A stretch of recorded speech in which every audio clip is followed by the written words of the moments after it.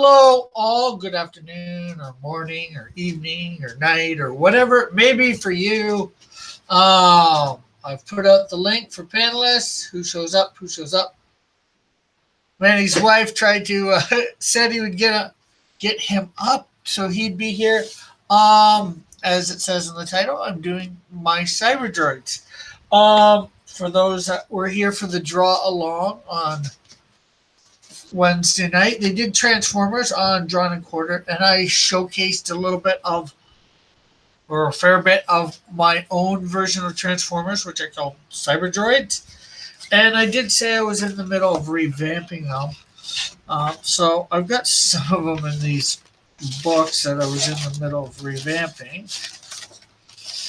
Some of them are more revamped than others. So I'm thinking of going through and let's see here. I got my squirrel one called Nut. I did a basic representation of him, and I've tried to draw him up slightly better here. Don't think I'm going to do him today. Of course, hey, Eagle, Elric, morning. This is my guy, Insectatron. I was basically trying to take my first 7 characters and make them into Transformers. So I took VW Bug, a new one, and transformed there is and thing. So I'm going to be drawing some of these up better. I'm just going, hey, model. So I'm going through, seeing which ones I know I got this one. Okay, so I think I will do my fly bug net.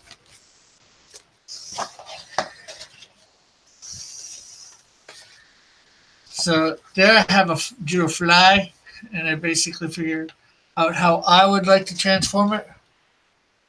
I do plan on doing that at some point. I just got to figure out what he would turn into.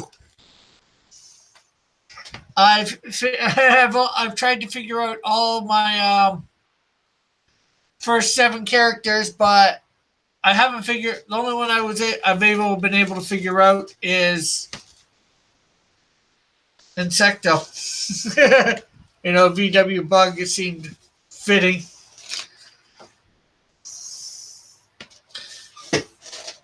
And then, of course, getting their names, too. I guess you could call them Shieldtron. Or I semi like Optimus. Oh, a semi like Optimus? Yeah, possible.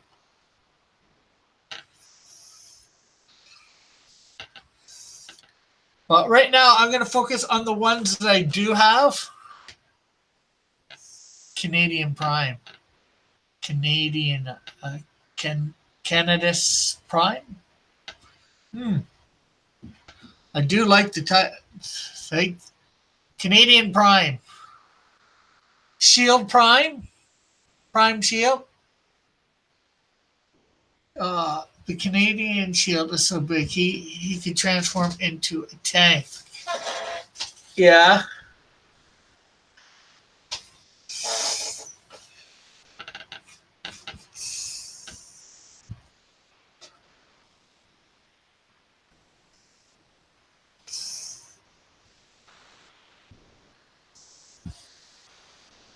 Hey, JP.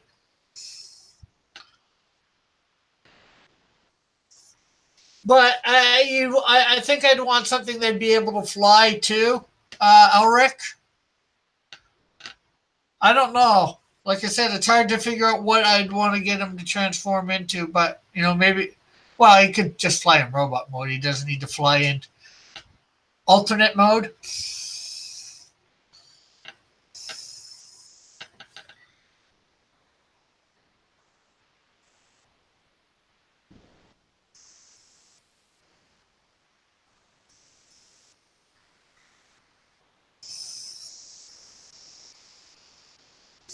A flying tank. Hover tank?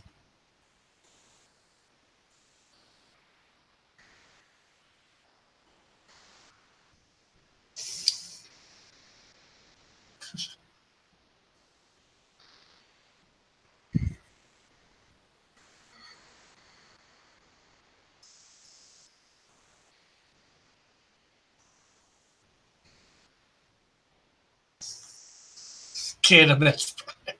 No, not Cannabis Prime.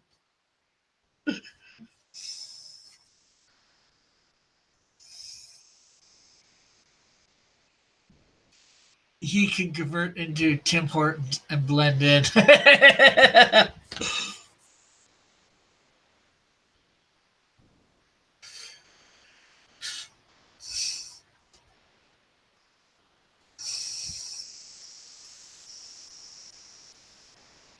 Yeah.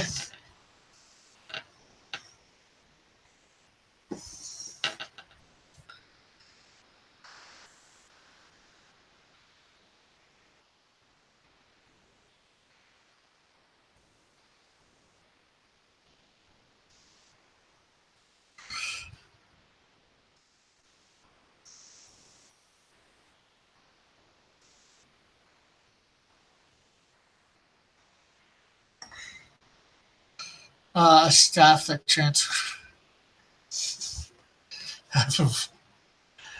Okay, you guys are going crazy now.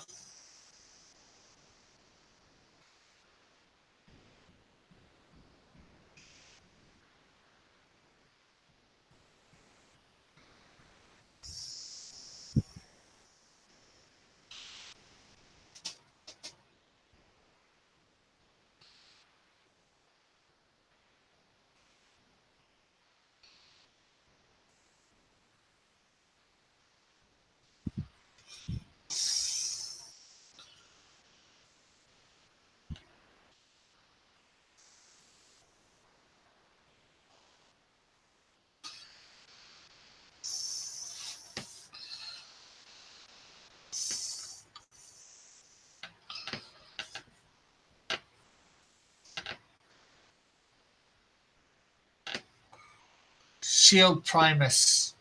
Ooh, I do like that.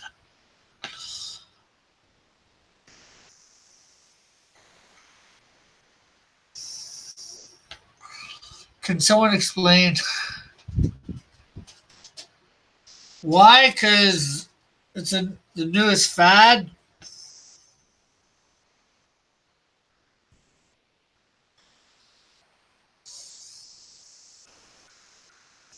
Everybody thinks you're going to get rich from them. Rodimus crime.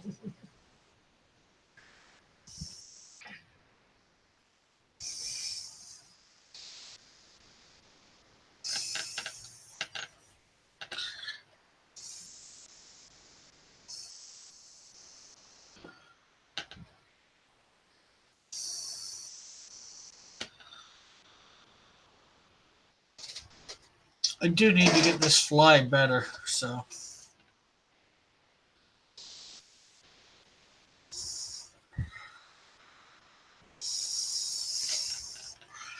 What's the no to, JP?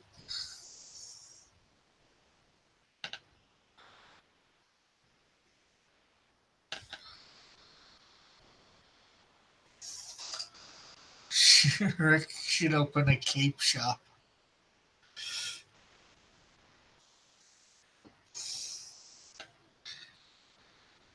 Should open a cake shop.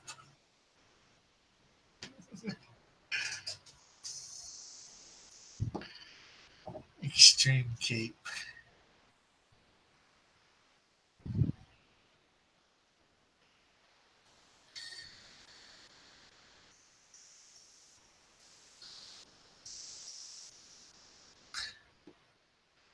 The vape question 5.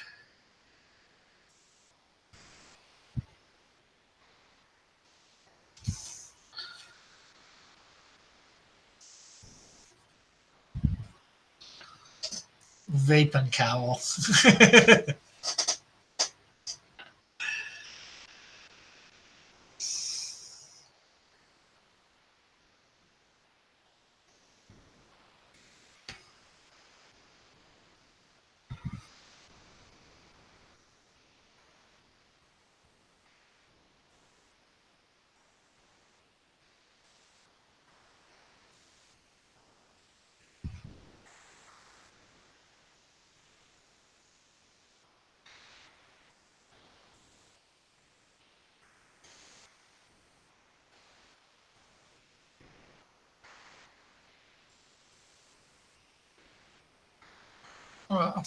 Vape cake and cow.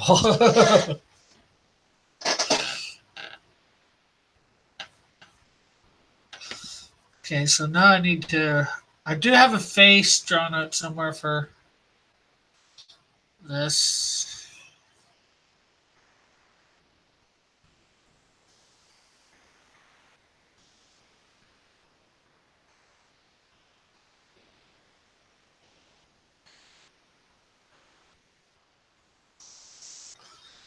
Rick, your chat has lost their mind. I agree, Eagle. I agree.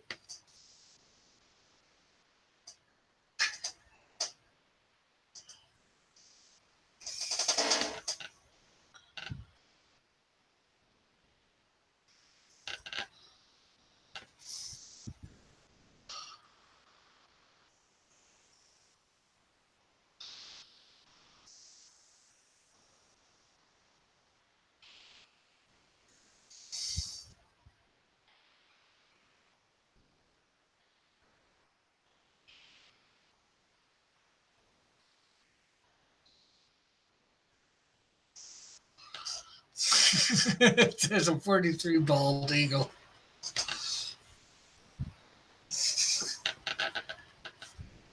Hey, how do you know he's bald?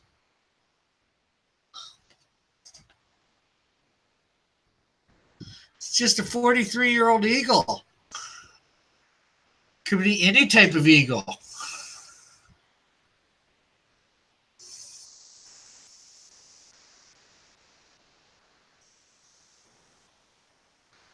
I don't know what all the types of eagles there are. Give me a sec. I gotta get Bugnut's face.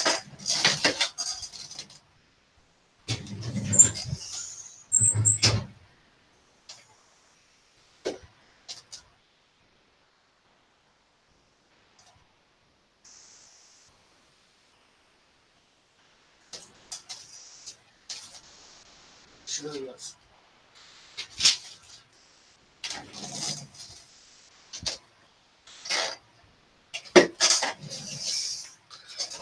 An original look at Bugnut.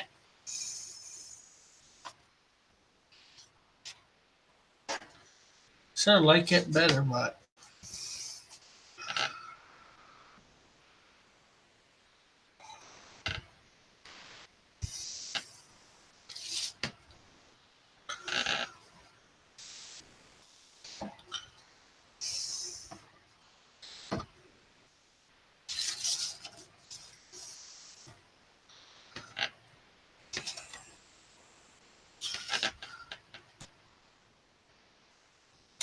I wish Scott was here to keep Bullet in line. I would have gotten away with it too if it wasn't for that Canadian Rick and his dog.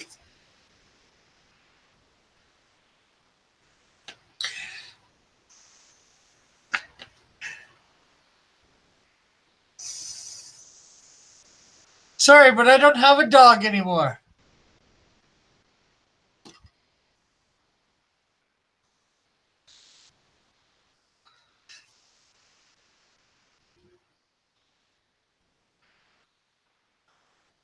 Make me sad. I miss my doggy. No.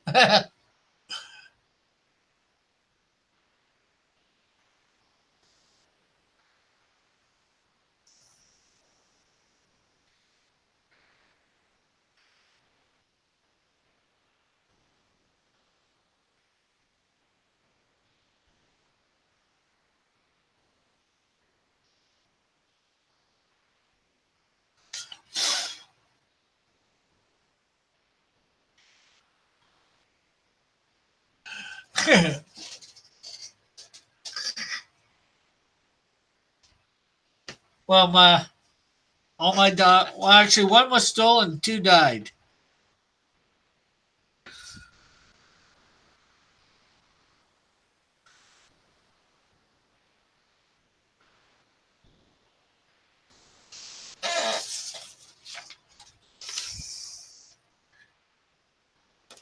Nope, I had a dog named Princess, a dog named Champ, and a dog named King. Oh, and I had a dog named London too. But London was the mother of Princess. It's been a while since I had the dogs. Only fully. Probably the one that was the most precious to me was Princess. Although London was my first dog. And London was named after the dog that played in, or one of the dogs that played in a show called The Littlest Tobo.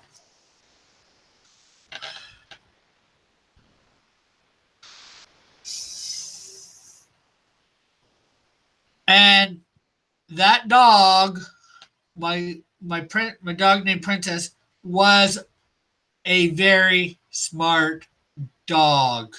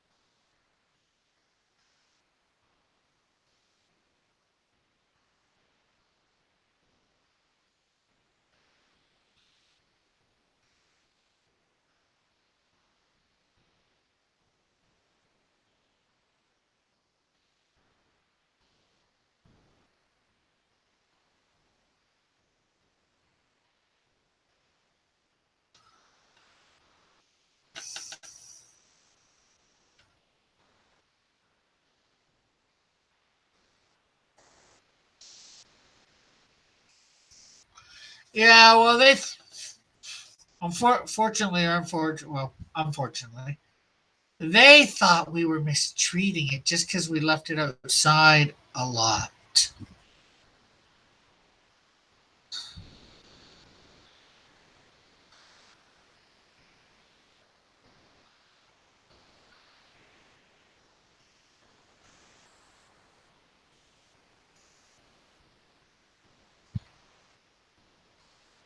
The dog always had food, always had water. We did bring it in,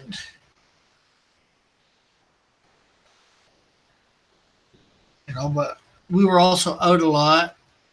Probably, I think. I don't know. You don't want a dog tearing up the place while you're out.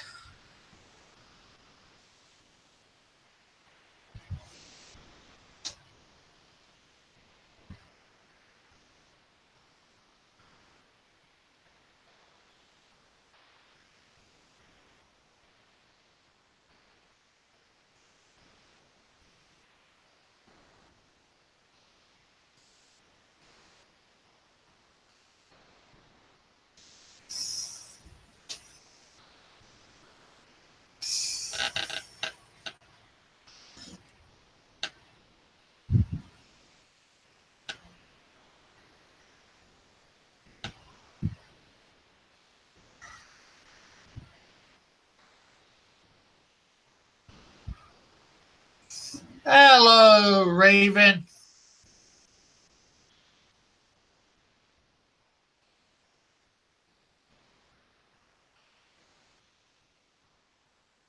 How are you today?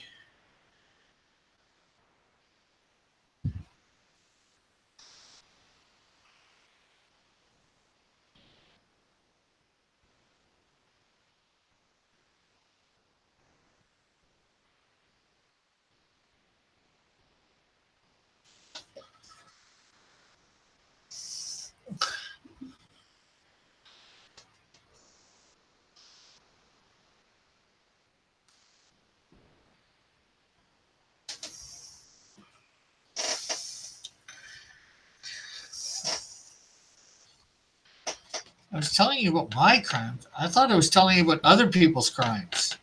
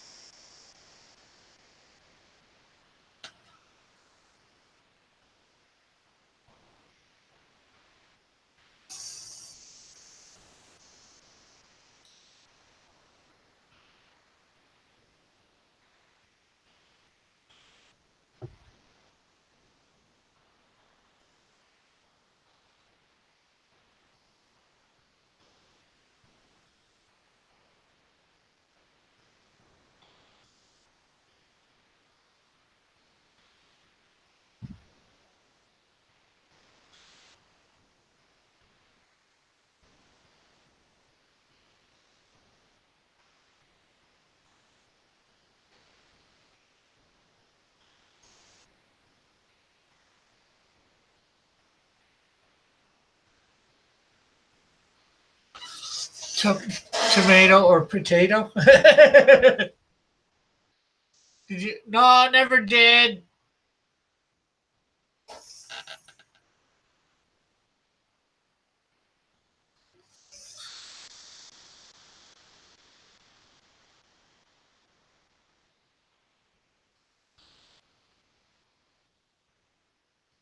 Because we had two neighbors on either side, and it could have been either one of them at the time.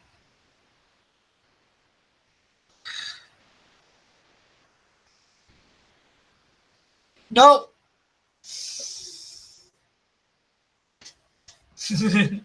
JP? No, they didn't leave a note.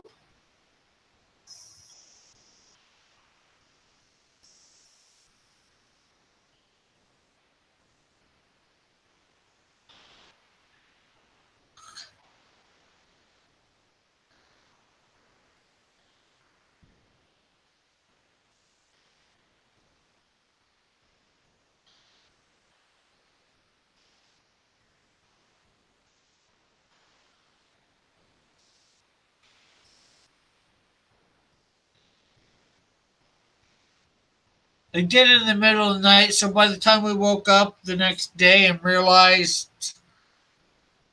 who knows where it would have been, unfortunately.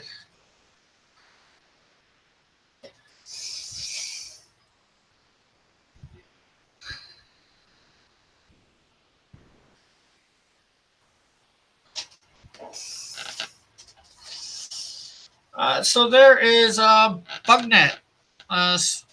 Not the best redesign. I still probably have to do some redesign here, the legs or whatever.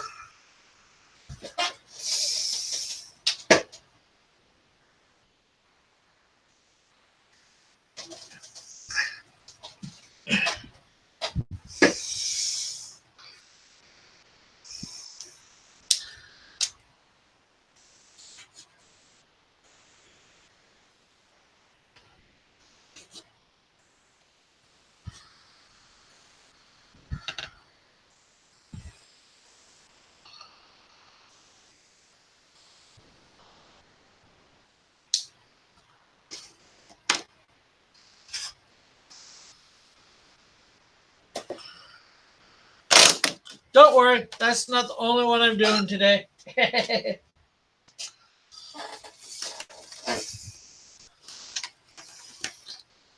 Let's see.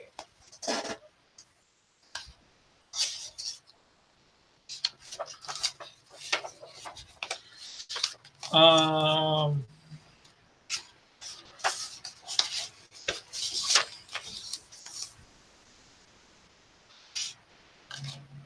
oh, I redid Shaker somewhat, but I don't think I want to do Shaker today. As you can see, he transforms into a videotape which goes in. He's like the mini tapes that go in your camcorders now. He used to be a VHS tape.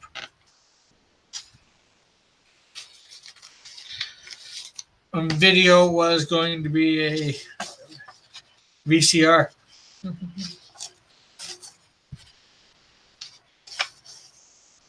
Oh yeah, I think there's one we should do.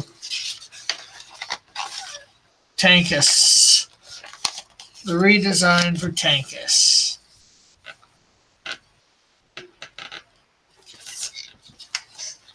Well, they don't sell VCR tapes, but there's, as far as I know, there's still mini tapes for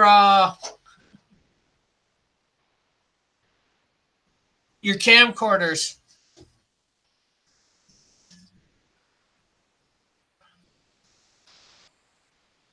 For some camcorders, what's a VHS?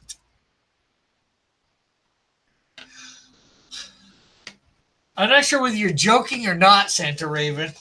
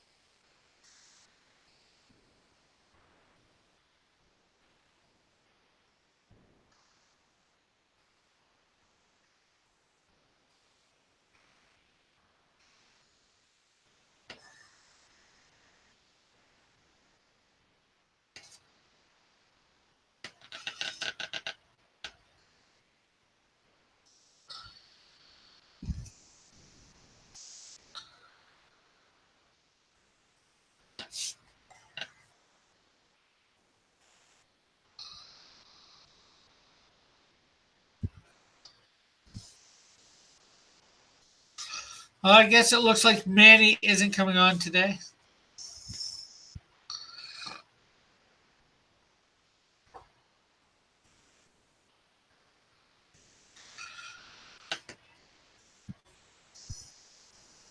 I guess Skunk Girl couldn't get him out of bed.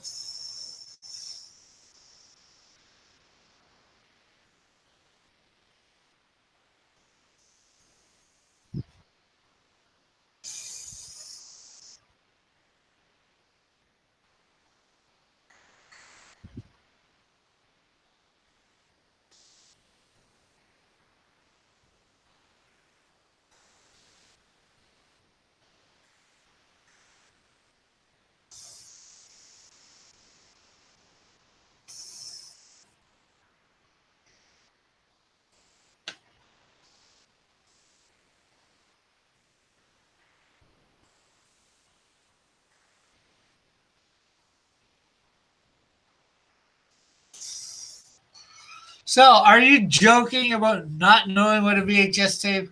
Yeah, it's a hard time getting up, right? Yeah, well, it is like 6:30 in the morning there. So,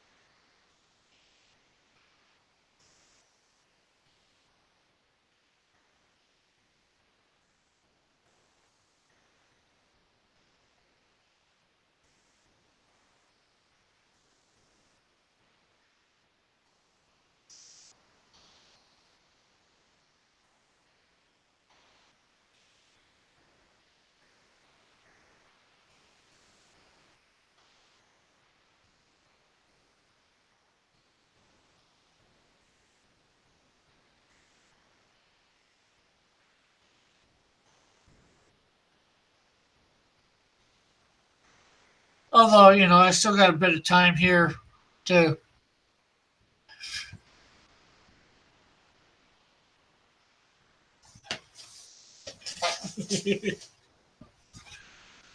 That wouldn't be hashtag white privilege, Santa Raven.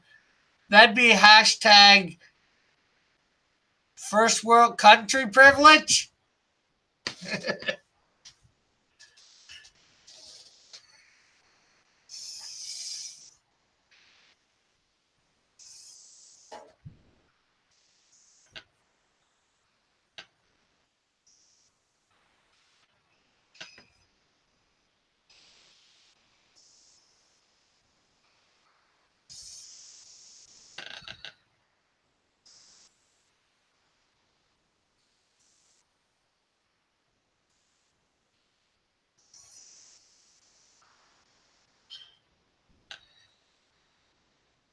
Yeah, you've got a computer and you've got internet. I never mentioned that, right?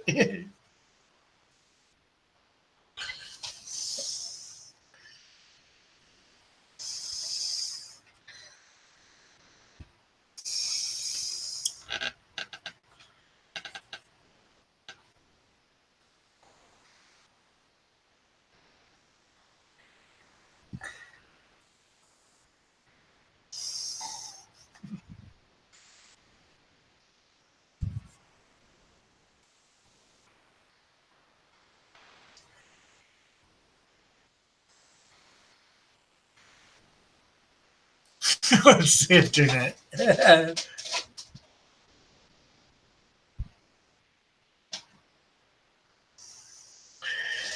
All white countries are first world countries. Except there's more than white people that live here, said the Raven.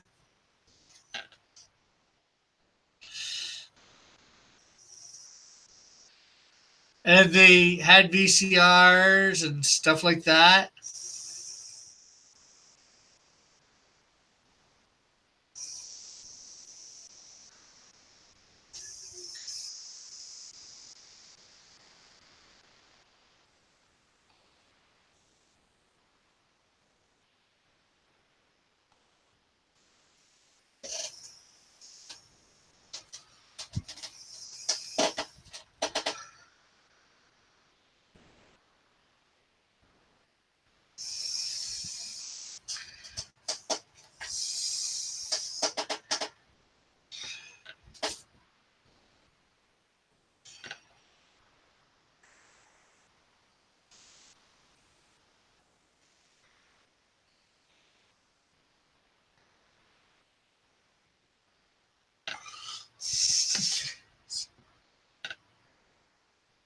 Yeah.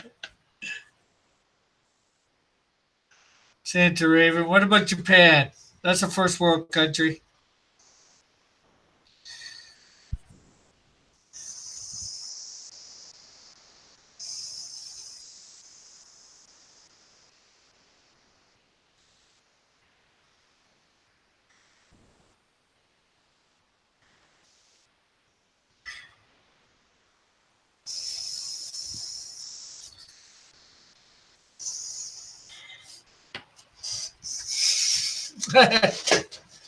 Yeah. I have 10 VCRs still.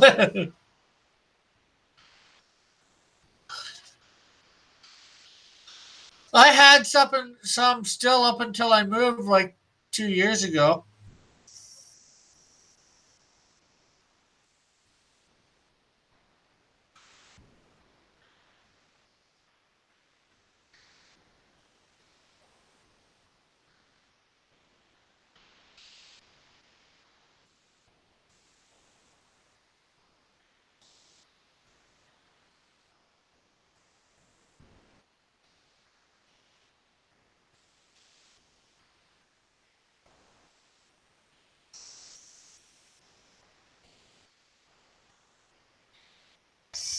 Morning cat. Hey, space. Hello, space. Galleria.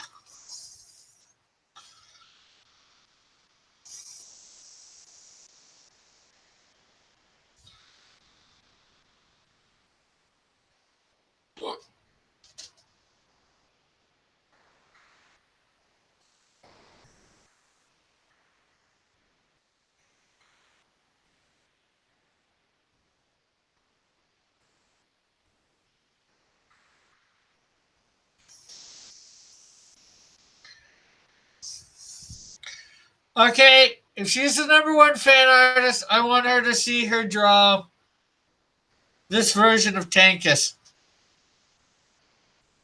This great transformer.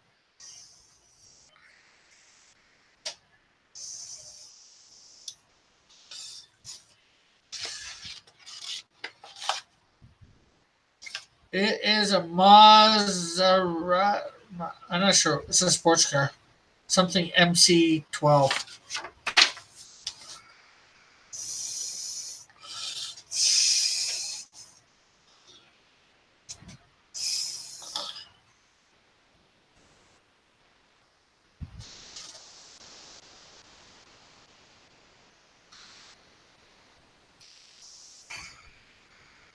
I don't. Not that he's seen many, although they are on my in my Facebook group on a page. The old versions. This first time, well, second time drawing the new version of him.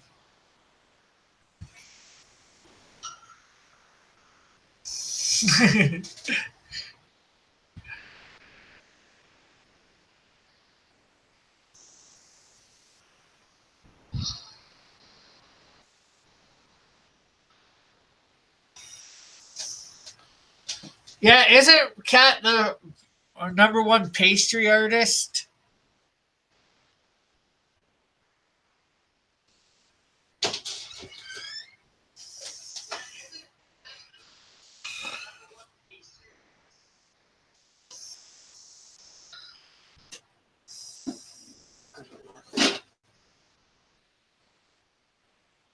There's a title for her.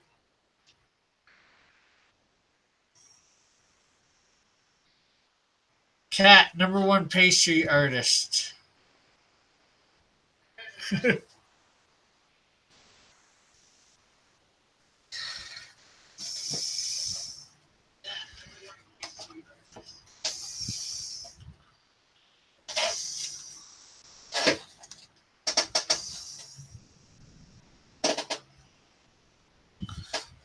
see what I can get. Okay, again, I gotta.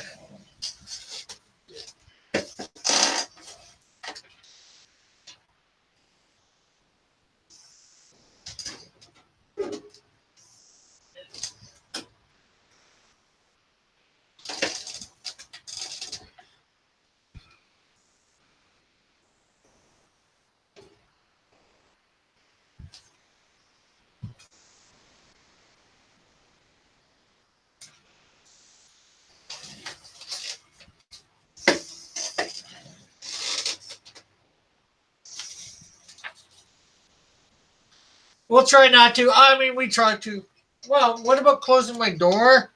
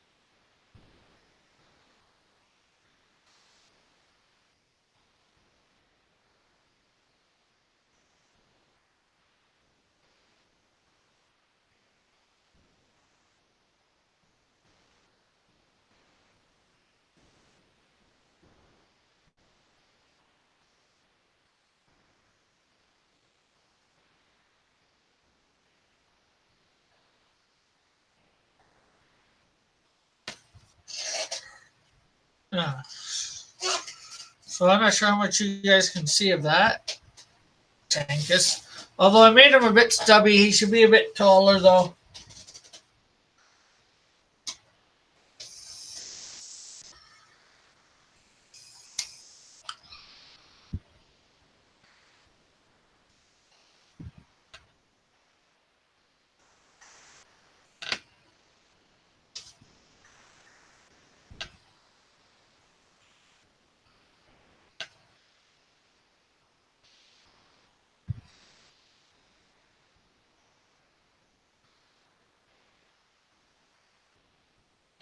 Uh,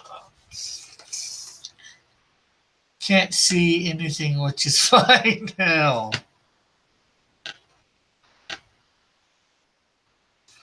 You're so funny.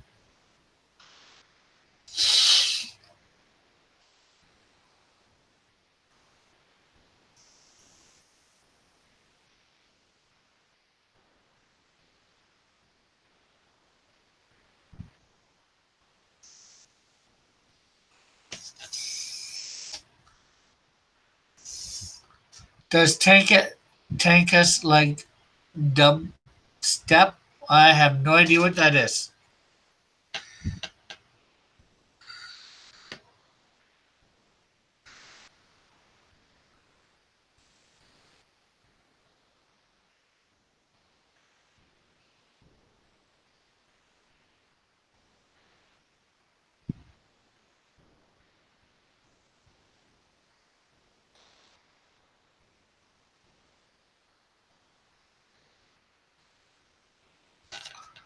Does this one turn into a tank? No, he turns into Zakar.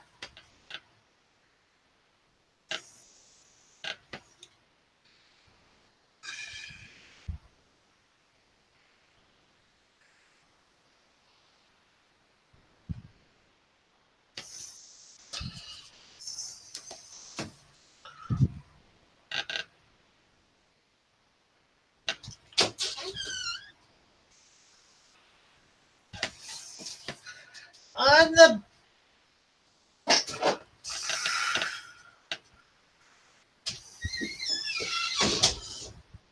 but his name is Tankus. Yeah, I know.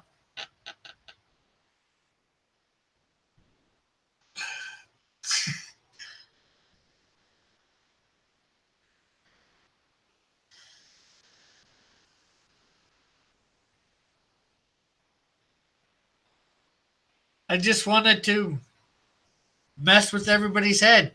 Have a guy named like Tankus and him not turn into a tank.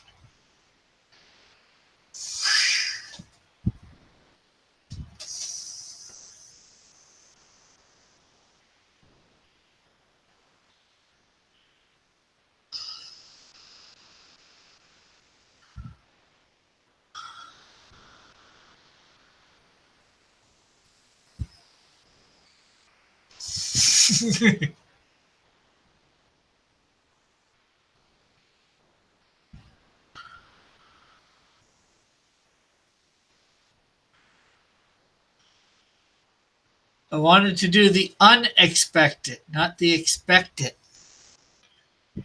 He was a tank in a farmer's life.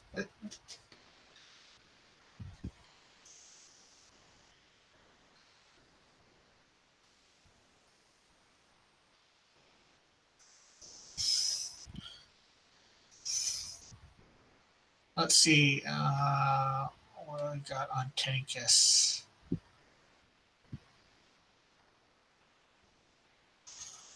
Comics. Actually, I got stuff. Might have stuff on BugNet too.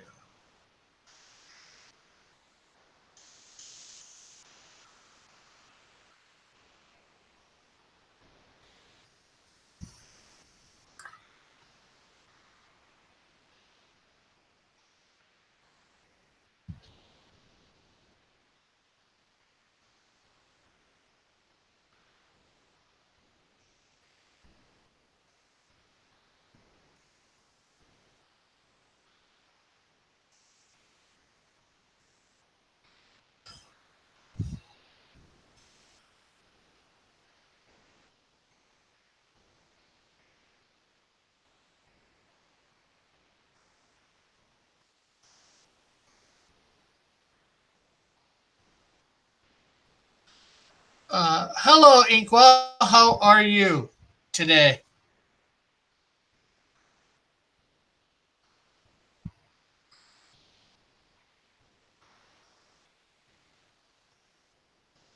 I'm doing myself, as you may or may not be able to tell from the title. I am doing up some of my Transformers,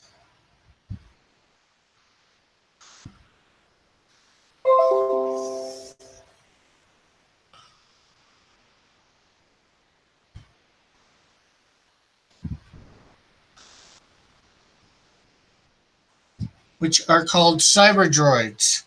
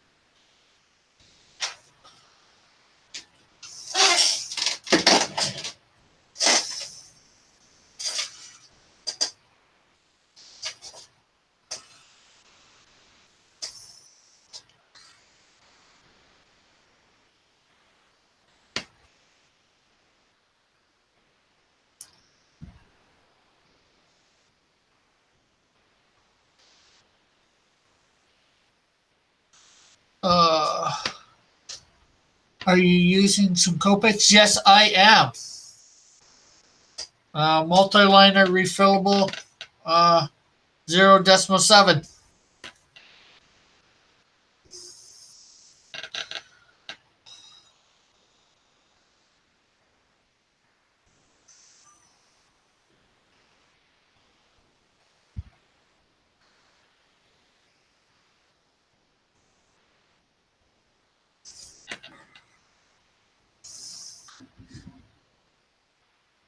No, it's not.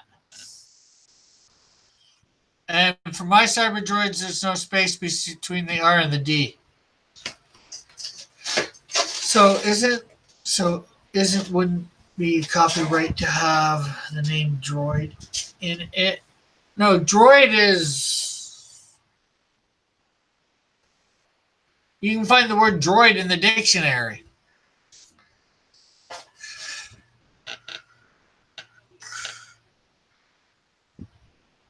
I think it's used to describe a type of robotic entity.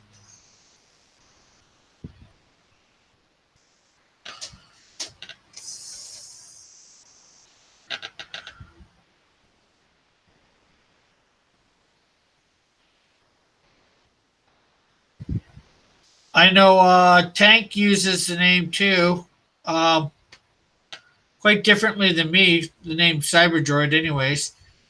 I didn't even know it was a real thing till I met Tank. As far as I was concerned, I made up the term.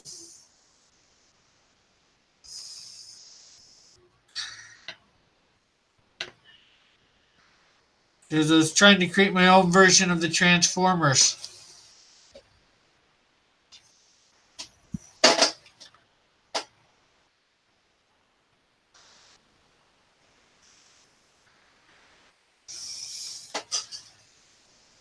Here, let's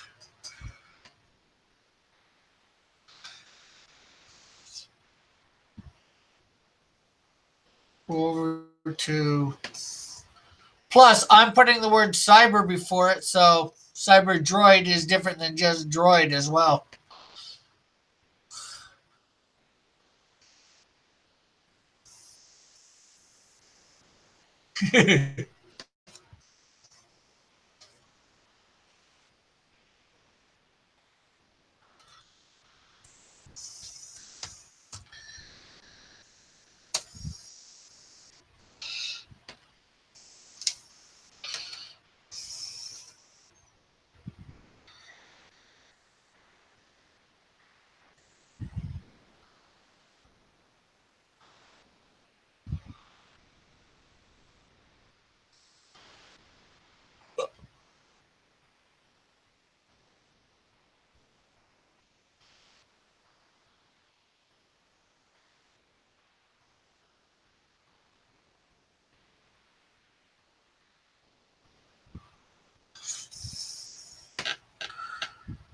Uh,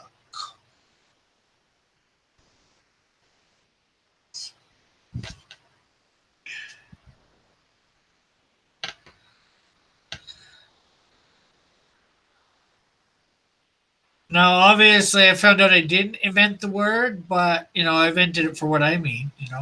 Give it, I guess, a new terminology. Droid is noun, informal, android, related words, nearby words. Da, da, da, da, da. Yeah, it's just a way of saying android, an informal way of saying android.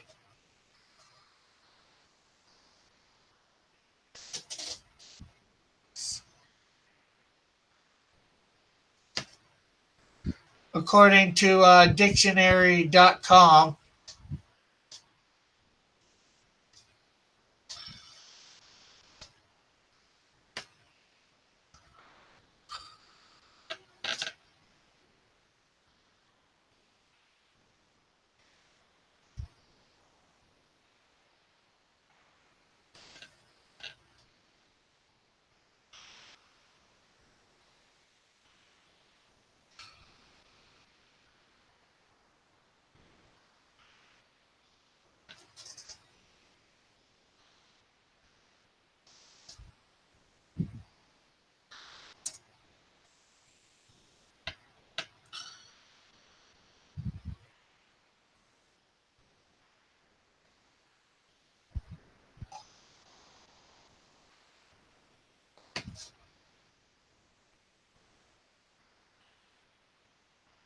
Cyberdriods.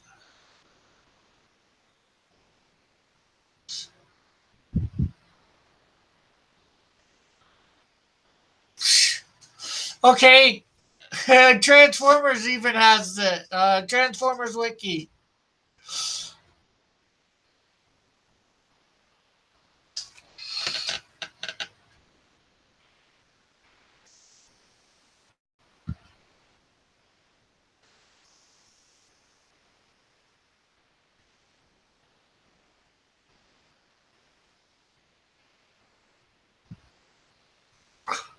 I might end up having to,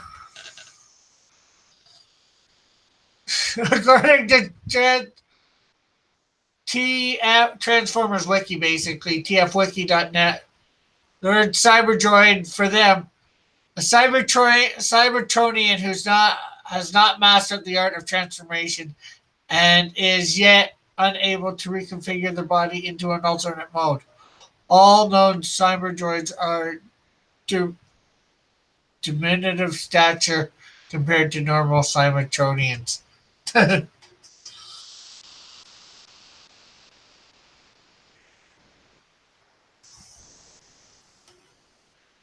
wonder when they came up with that terminology.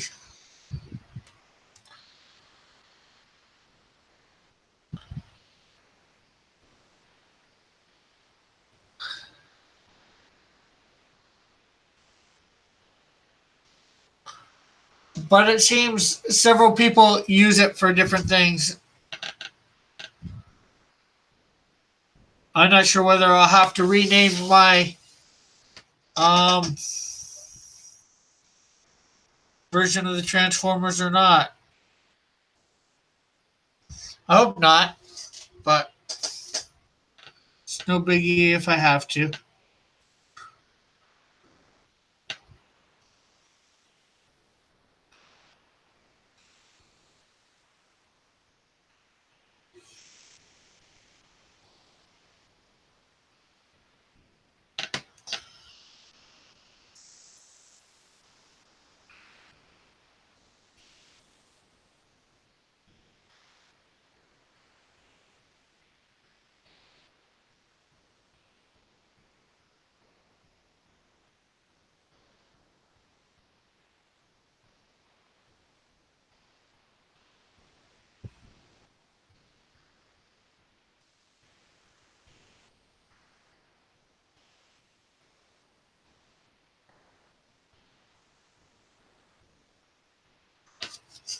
Cyber stupid, since Raven. So,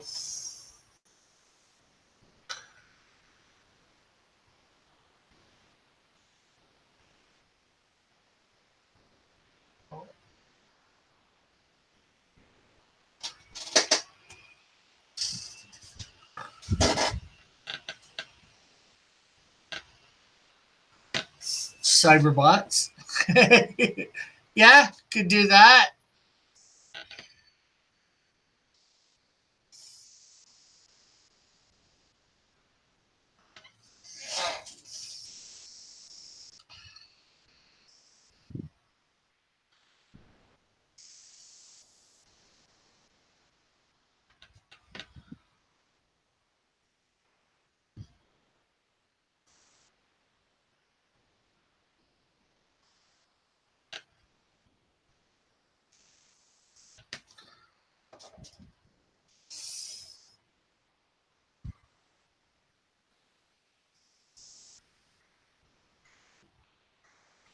Cyber fluid bots. Cyducks. Cybots. Never mind. That's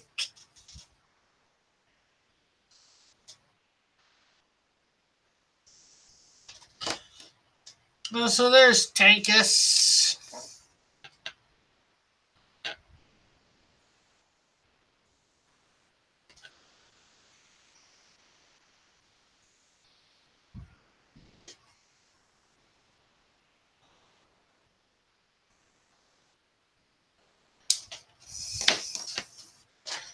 So, okay. For those that didn't see, I did my character Bugnet so far, and Bugnet is functions doctor slash scientist, transforms into a fly. Um, when in the form of a fly, weighs 1 ounce and is like 1/8 of an inch high. Cyber tanks and droids. Cyber gender fluid machines.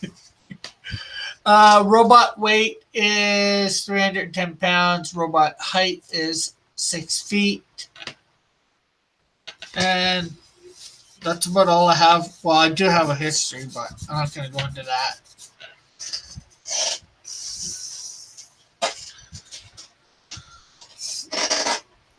Oh, goodness.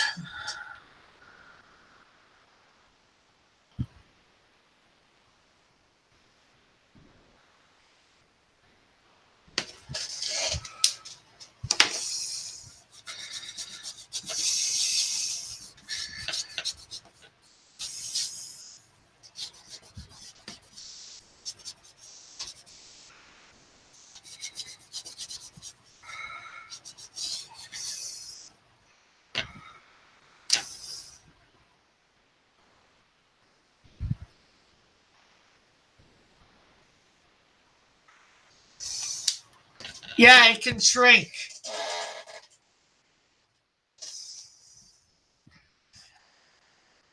Well, only shrink to, when it's going into fly size or fly mode.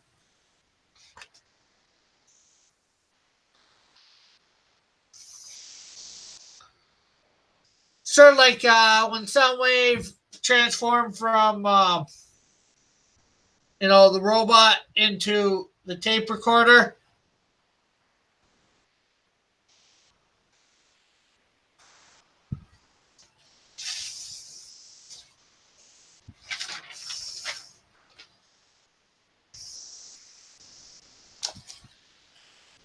Or, Walkman, I should say, not tape recorder.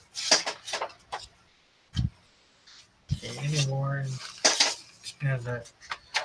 Actually.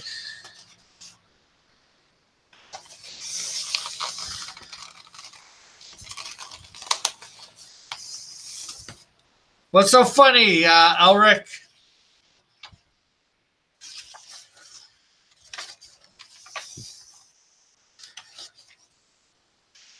Okay.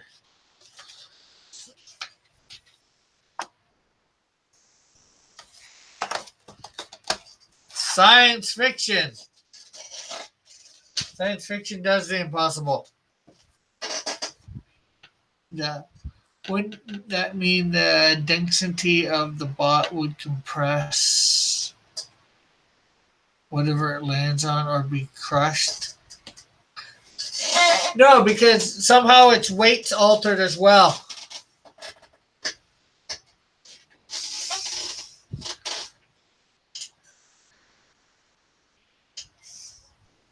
I don't know. Well, and again, Soundwave, I'm just going by using Soundwave as the best example. A human was able to pick him up, in the cartoon, the original cartoon, when he transformed into a, tape deck. So his weight must have been altered to that basic thing. Whatchamacallit? Tape deck. Walkman.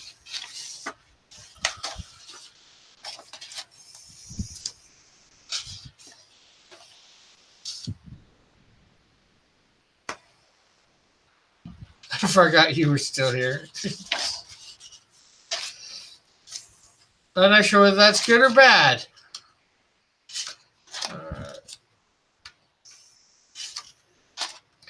Cyberdriods. Oh, okay. I think I will do Colt. There's his alternate mode and robot mode. Wrench droids.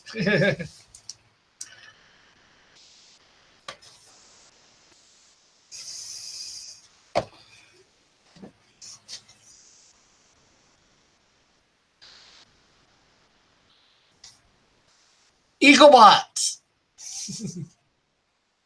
43 droids. E43 droids.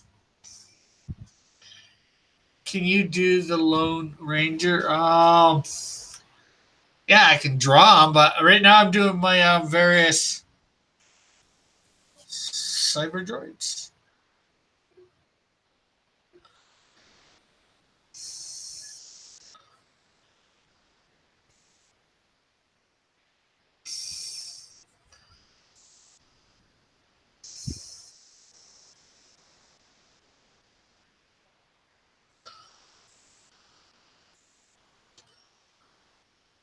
Baldroids.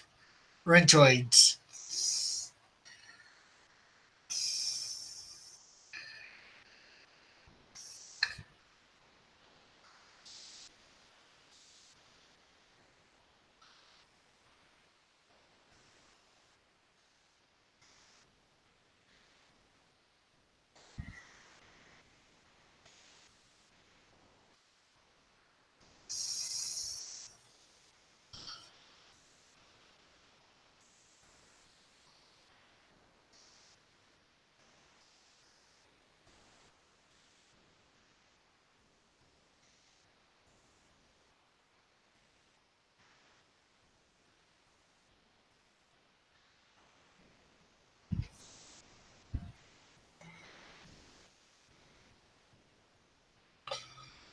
Oh, stay focused, JP. It's Droid Friday.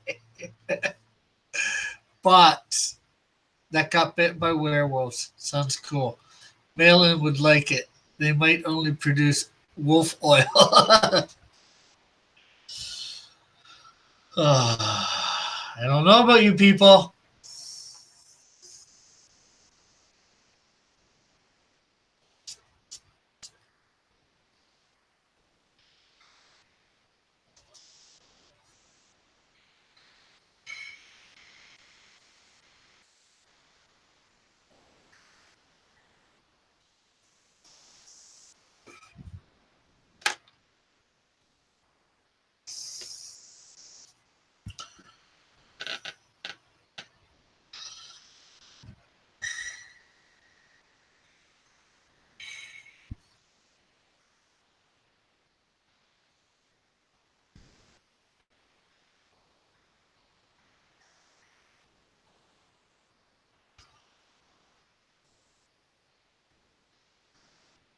Werebots. Detective droids.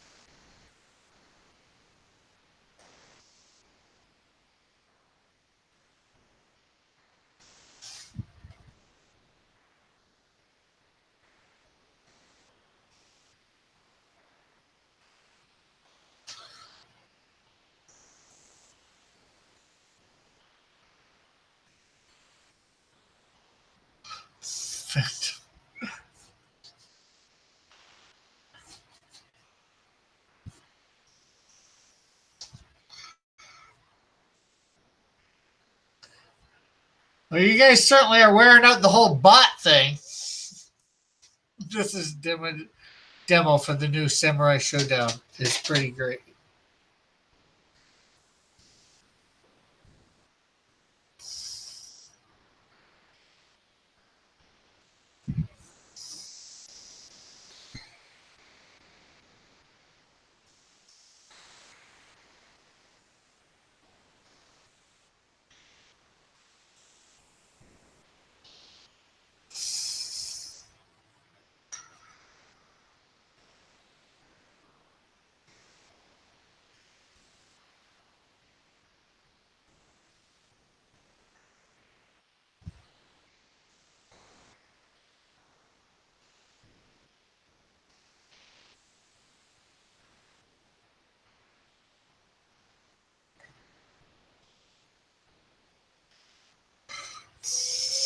Russian bots. I need to get some more blue pills. Cowbots. Sorry, that's cowbells, not cowbots.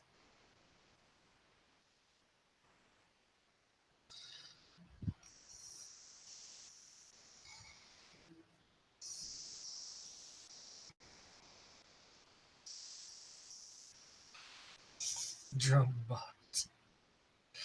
MSE series droid is what she calls it.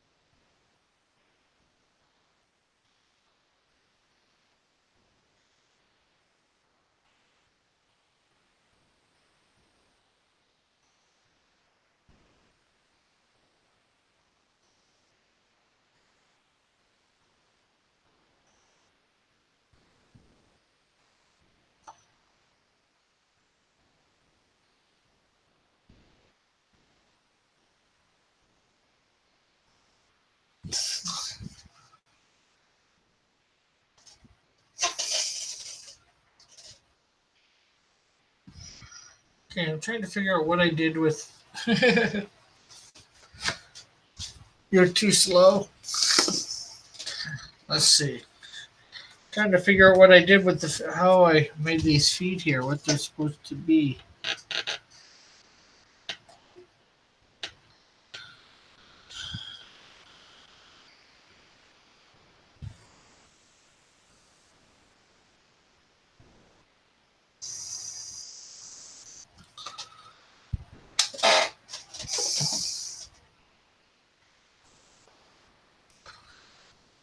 Hey, I guess you're taking off, Space? Well, thanks for stopping by.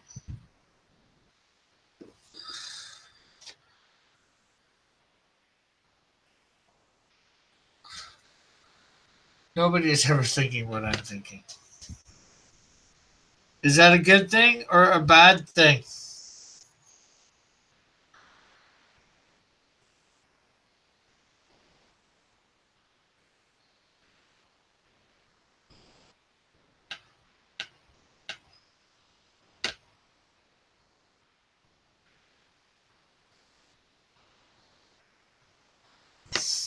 Is space real? Yep, I've seen them.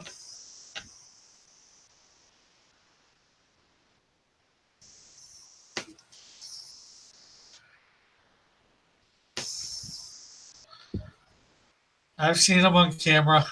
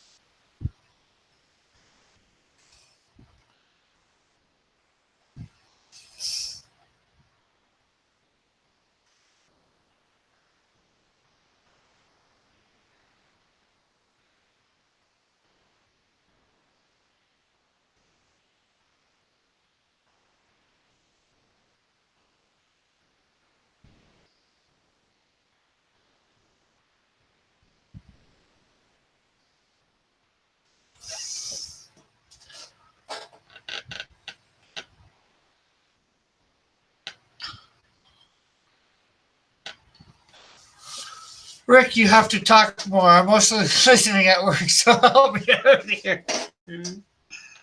Well, what is there to talk about? I am doing my character Colt, my Cyberdroid Colt. He turns into I guess it's a jet fighter of types.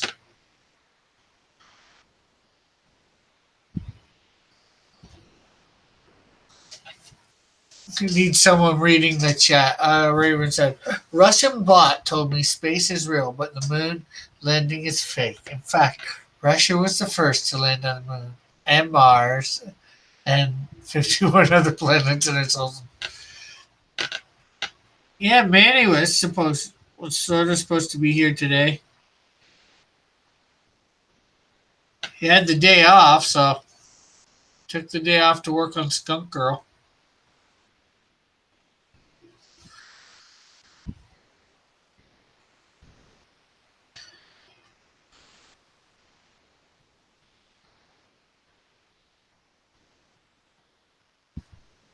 Tried to get him on today. He could have worked on Skunk Girl while on here.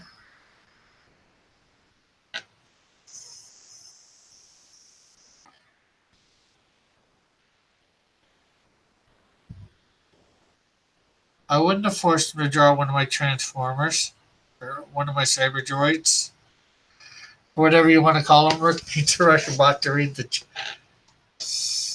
We could get that chat bot again, you know. I plan on it.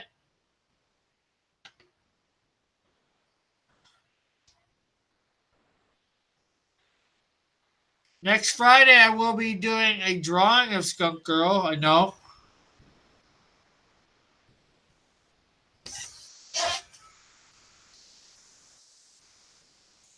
Or will it be the week after? I don't know. I'm not sure what Brandon's been doing.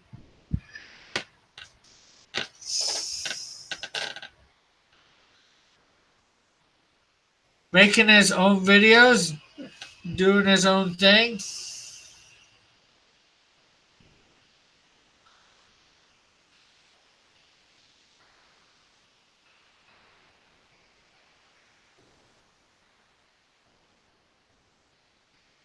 Same link. No, I always got to send a new link. And Bullet, do you want me to put you in Cross Comics Warriors so you can have the link to come on anytime you want?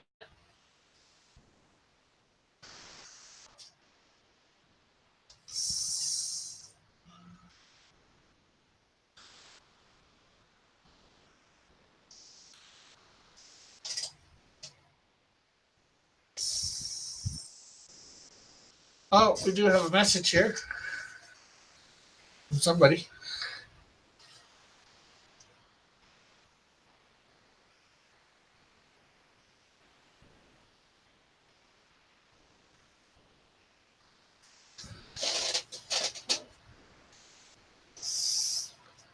Oh, okay.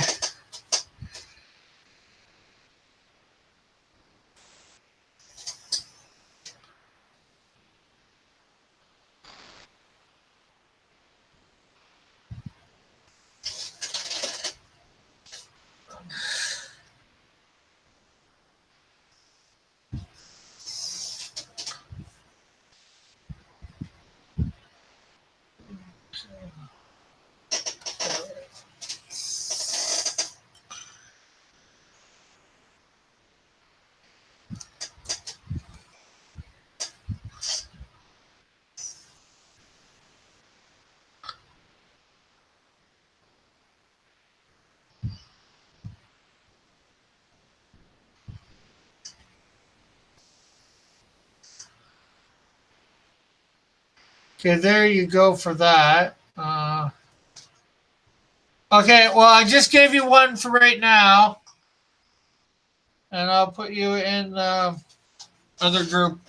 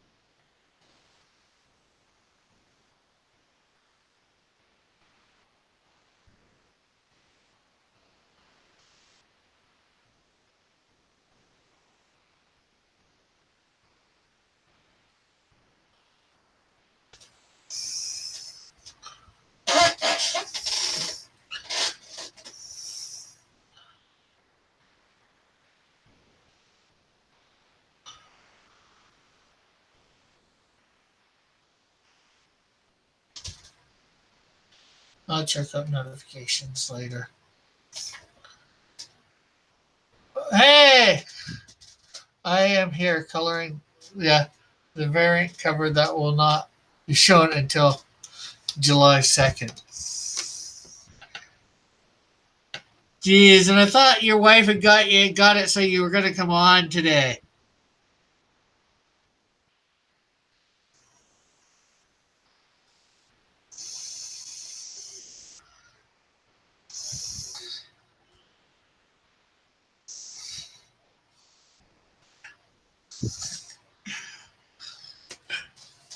Hey, Manny.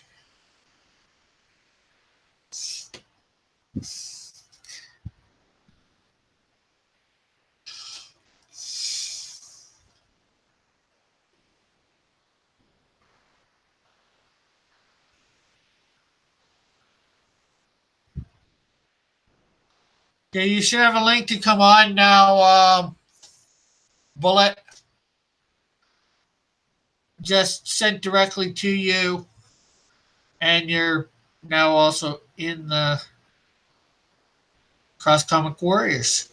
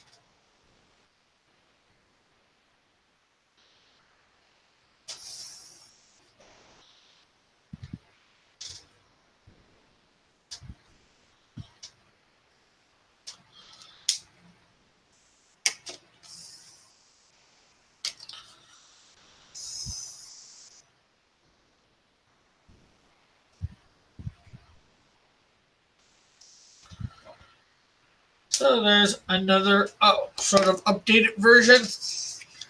I need to draw these up really good. Hey, Bullet. Hey, what's going on, Rick? Not much, as you can see. Slowly doing this transformer thing, or Cyberdroid thing, or whatever you want to call them. I gotcha.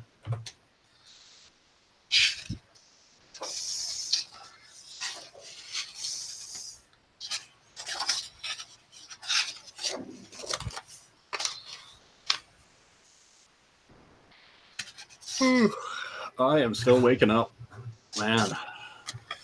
Oh, come on. It's like 2:30 there. Yeah. I was up talking to people from the Drawn and Quartered Fan Edition till like 6 a.m. Oh, wow. We were in that chat, and I was like, I looked over, and I was like, wow, it's daylight. I got to get up and soon. So I'm only a half a coffee in, and then I noticed that the Samurai Showdown demo was up, and so I decided to mess with that. Cool. Yeah. Although I haven't transformed it yet, my Transformer Racer is a speedboat. I've drawn it up though. The speedboat. Oh yeah. Eagle. Joshua saying, "Wake up, Bullet!" Eagle says, "Kick the Bullet guy." Yeah, kick this dude. Holy, I'm telling you. And Raven says, concentration is the key to winning the battle against bad art. Yeah. That's what I hear. Tower. I think I might do Tower. There is Tower. He is a Griffin Vulture. Oh, I see.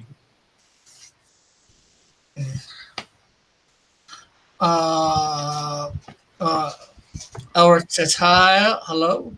Joshua has what were we all talking about in there in the secret behind everyone's back? Says Joshua.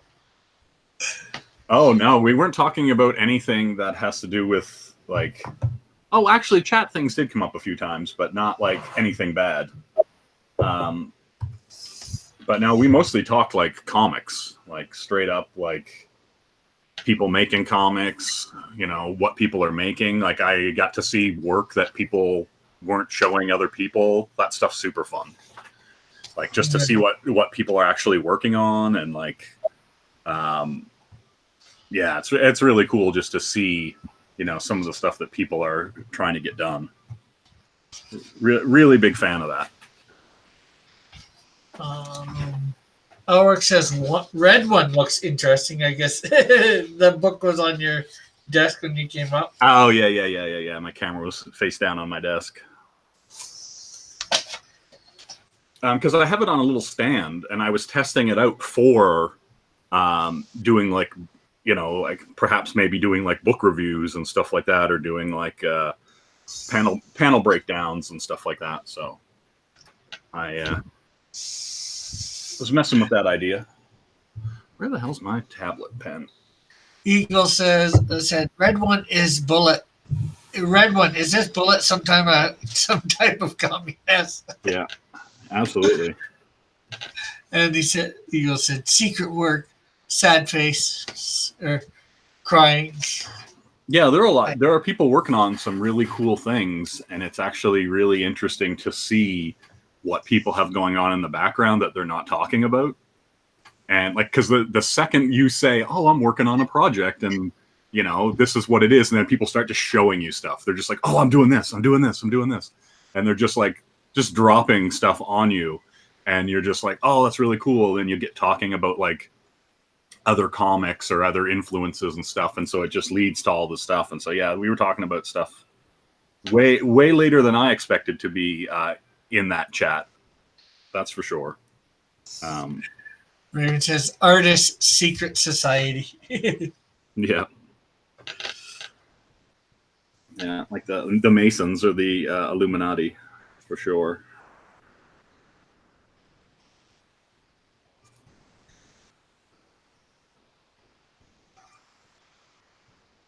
And it says, Eagle says, I do, Joshua said D&Q, Illuminati. And then Eagle says, I do a book review, but Joshua says no one likes The Shadow. Oh. Well, you'll never know until you put it out in front of like-minded individuals.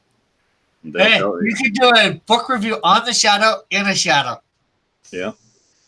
You could be the shadow of a shadow in a tracksuit.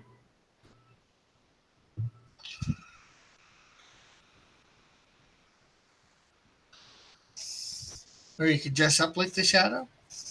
Yep, you could. And see, I'm working on a page for something that has nothing to do with my stuff. It's a little test for somebody.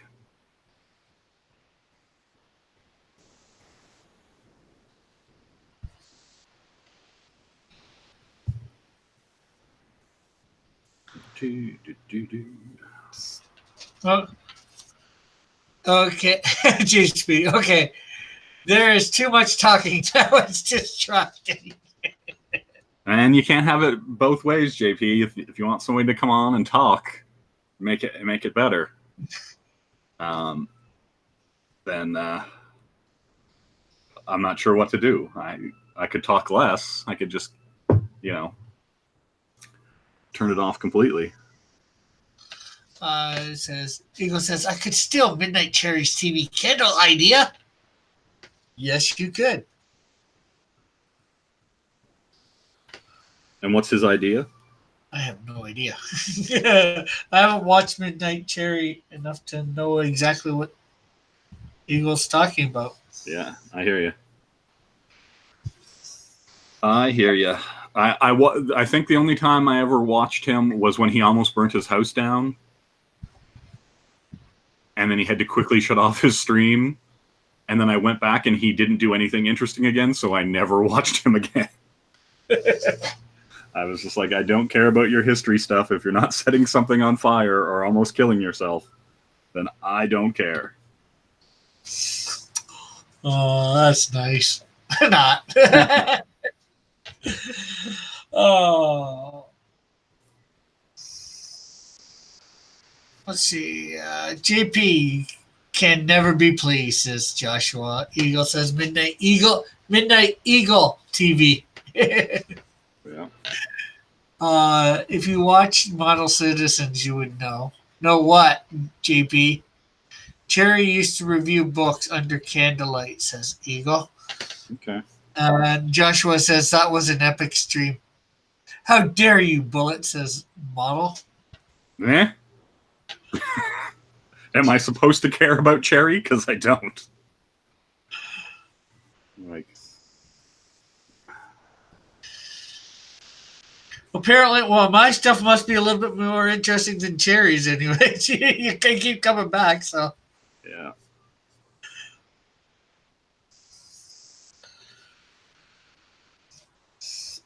Yeah, yeah. I guess that's a good thing.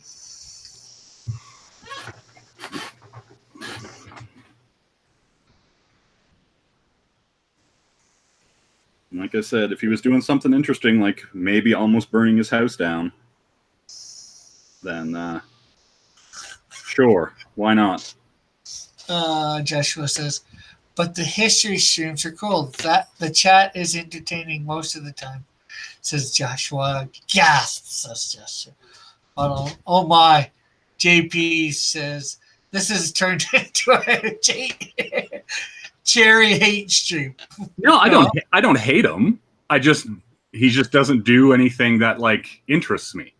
So, like, you know what I mean? Like, he's totally entitled to do what he does, but I just don't have to watch it. Like, you know what I mean? This is fracturing. But Raven says, most of the time, something about most of the time, I don't know what, that most of the time is about.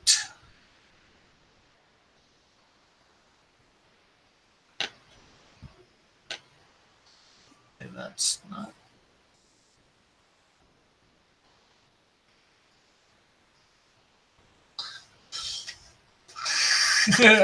Eagle puts up your link. Yeah. Subscribe to Bullet. He may do a stream again one day in a year or two. Well, the thing is, I can stream on my other channel. Yeah, I watch JP all the time. But yeah, like the thing is with my other stream, like I want to finish that Daedalus game, but I want to finish it on the other stream, like on the channel I started it on. I could do it on the other channel, but the other channel was initially meant for other things. So I don't know if I want to cross the streams, as it were. Nah. JP says, easy on Bullet. He does watch Rick and me.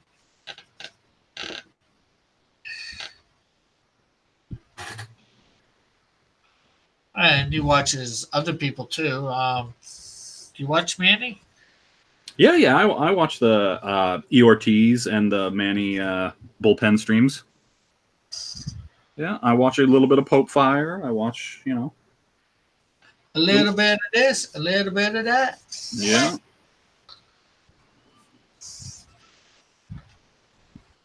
Oh, and I watch what is that guy's name? It's bugging me out. The Cheesecake Challenge. Slick Rick. No, let's see. JP says, I have 3 channels, but you only guys know one. Yeah, I have 3 channels, but people rarely watch the other 2. Technically, I have 4 channels. And I'd watch, what is it, Jiminy Cricket's stream there sometimes too, when he would be finishing commissions and stuff.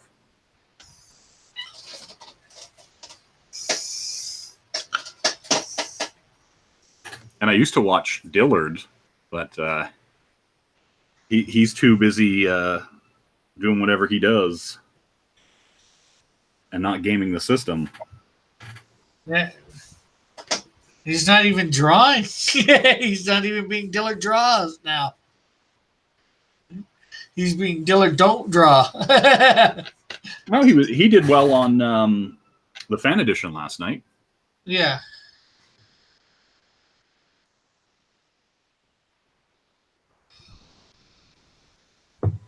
I didn't watch it. Oh, I see how it is, Rick. I saw that you were on it. Well, what Scott was thinking of going on. I might go on again soon. It's been quite a while since I've been on. Yeah. But like I basically was like, hey, I'll go on anytime if you need slots to fill.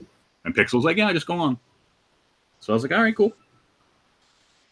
And then he was saying he was looking for a slot, and that's why I mentioned that to Pixel that Dillard was talking about it, and so he said, okay, I'll contact John.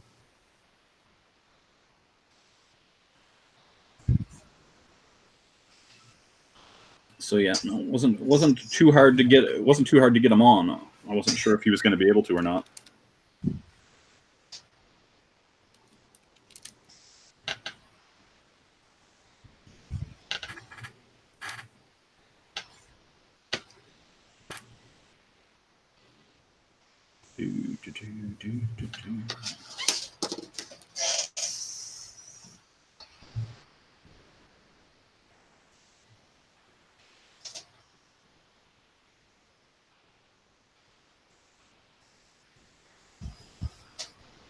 Okay. I'm not even sure what I'm looking at my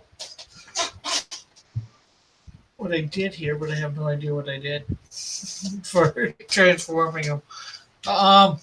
Think you can keep the troops entertained for a minute or two? Oh, absolutely. I'll be absolutely back. I'll have a look at the chat. You didn't like John's black background. Well, see, the thing is like, even if you've seen mine, you have to throw something in to make your piece look more, quote unquote, finished, even though it's nowhere near being finished. And so the easy solution is to throw blacks in, or throw some kind of texture in, or whatever. Otherwise, he just would have had the character and then a bunch of blank space, you know. But yeah, it's I like going on the fan edition thing. I have no interest. Like if I ever wanted or something like that, I wouldn't bother going over to the pro thing.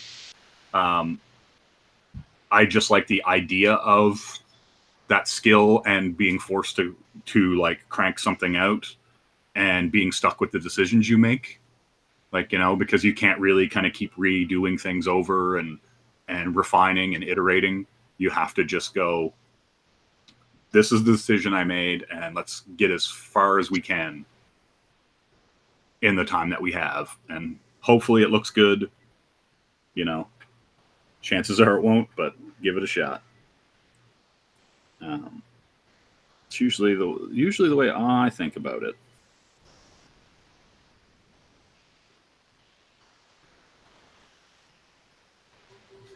But yeah. Yeah, man, don't, if you don't want to vote for me, I don't care. Does not matter to me. I will never be mad at it.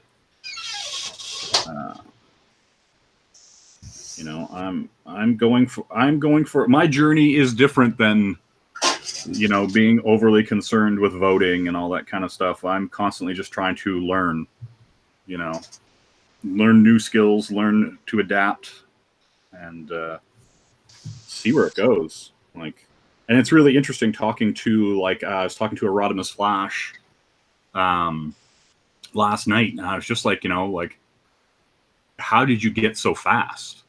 Like, you know what I mean? Because he can crank out 2, 3, 4 really cool looking kind of like European style pieces. And, you know, and he's just like, yeah, he's like, one of my jobs, I just constantly was drawing on a dry erase board to kill time. And so he just sketch something, wipe it off, sketch something, wipe it off. And that's really interesting that, like, you know, he just kind of developed that skill just out of boredom, you know. And so, yeah, I think that's really cool. And so it was really interesting to talk to him about that stuff. And, like, I really like to see and hear other people, like, where they're coming from. I think is really valuable. Not even the end outcome, But like, you know, it's like, okay, why are you doing that? And you know, the reasons are so far from what you think they would be. It's really interesting to see where people are coming from. And so I really like that. That you get a peek inside people's heads, and you know, that kind of like gives you a different idea about how you might want to approach your work. And I think it's valuable. I think it's really valuable if you're looking to create anything, to be honest.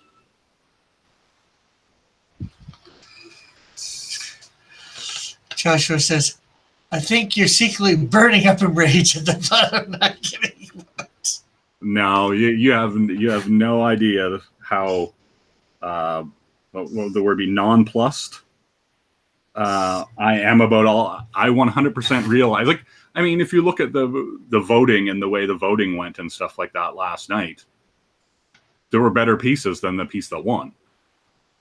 You know what I mean? Like Jim O'Reilly's piece, he was like doing this like watercolor thing, and it was gorgeous. Like Erotimus's pieces were awesome. Like, do you know what I mean? And they just didn't get the votes, and that's unfortunate. Like, do you know what I mean? They doing really cool stuff. So yeah, no, I have no pretense or illusion as to how things work, and so, you know, I go in fully knowing that you know, the way the system works, I guess, would be the best way to put it.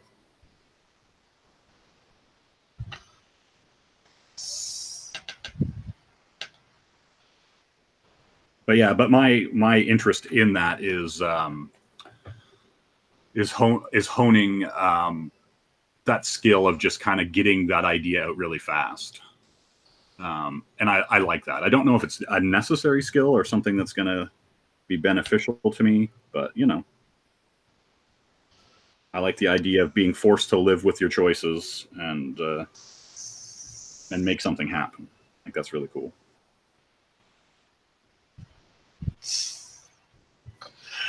Raven says, voting is just the leftist propaganda to make you feel good about your ugly heart. Oh, geez, that's nice. Yep.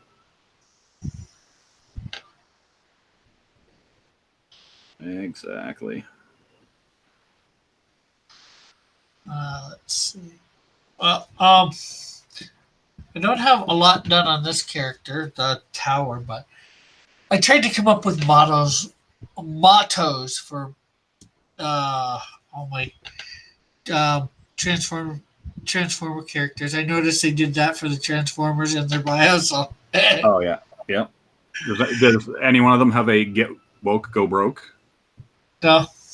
Oh, well, that saying wasn't around when I did this. So. Oh, okay. I got it. I gotcha.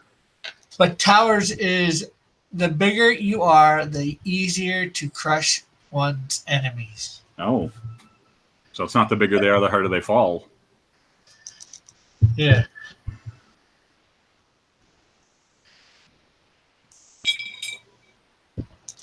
I gotcha. Tower's a bad guy, so. Oh. Well, he will be eventually, anyways. Yeah.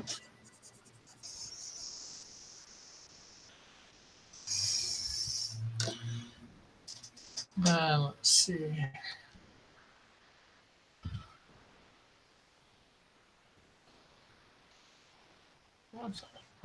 And what's coming first? The cross comics stuff,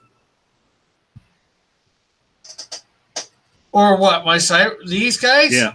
These guys are gonna be. No, he transforms into a. Joshua. He transforms into a Griffin Vulture. Okay. So he towers above by flying way above, you know? Yep. I hear you.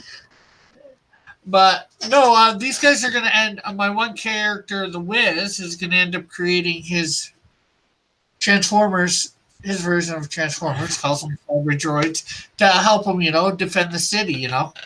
And then, you know, something's going to happen and one goes bad and takes a bunch with them. I gotcha. So they are 100% part of that universe. From the word go. All right.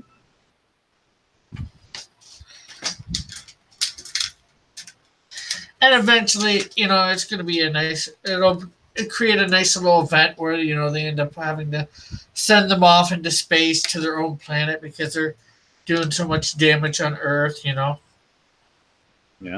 Like the Planet bad Hulk. Yeah.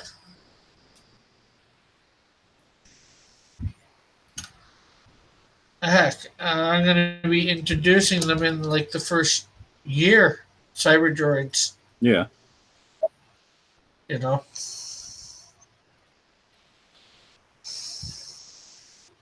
hear you. Santa Raven says, I think the Canadian shield should transform. We talked about that earlier. I've wanting to work on versions of my major 7 characters into Transformers. I've got my Insecto guy made up. I took a thing from Transformers, made him a VW bug, Insectatron. But trying to think of what all the other ones should transform into and names and all that. Joshua says Canadian Shield should transform into Canadian Maiden. Yeah. Or he should have a female called the Canadian Maiden. Well, I do have a character called Major Canada who is female. Oh. And is her name Majorie? Yeah, Majorie. It should be, because it should be, and then it would be a funny play. Yeah, I don't think so. Look here. Okay. All right. Let me get Major Canada's here. I think I got something.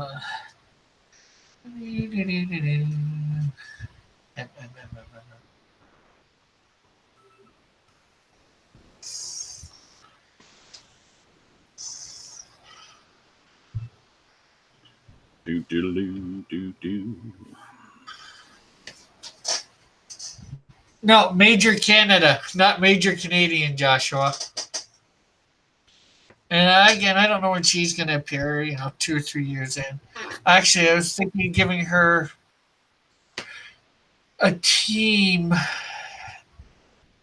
the Canadian Brigade, have somebody from some superhero. They're all a bunch of government superheroes. Yep. Sort of like my Department H, one from each province, and she leads the team. Yeah, that was super. What's funny about that? Like, I was reading a bunch of old Cable issues, and in those issues, it'd be like on a secret government base in Newfoundland, and I was just like, that's so hilarious. Like, it's like off the coasts of Nova Scotia, and I was like, why is all this weird stuff happening in Cable on the east coast of Canada? Like, you know what I mean? And they were talking about like the Weapon X program and all these departments and stuff. And I was like, it's so funny to me that like a lot of that stuff is very East Coast. Like, you know what I mean? Like there was like I never seen any like, hey, they're in Calgary or they're in Saskatoon or they're, in wherever. It was always like, hey, it's East Coast. And I was wondering like if somebody like was from the East Coast that worked on those books, or just that nobody knew where they were, so they could say anything was happening there.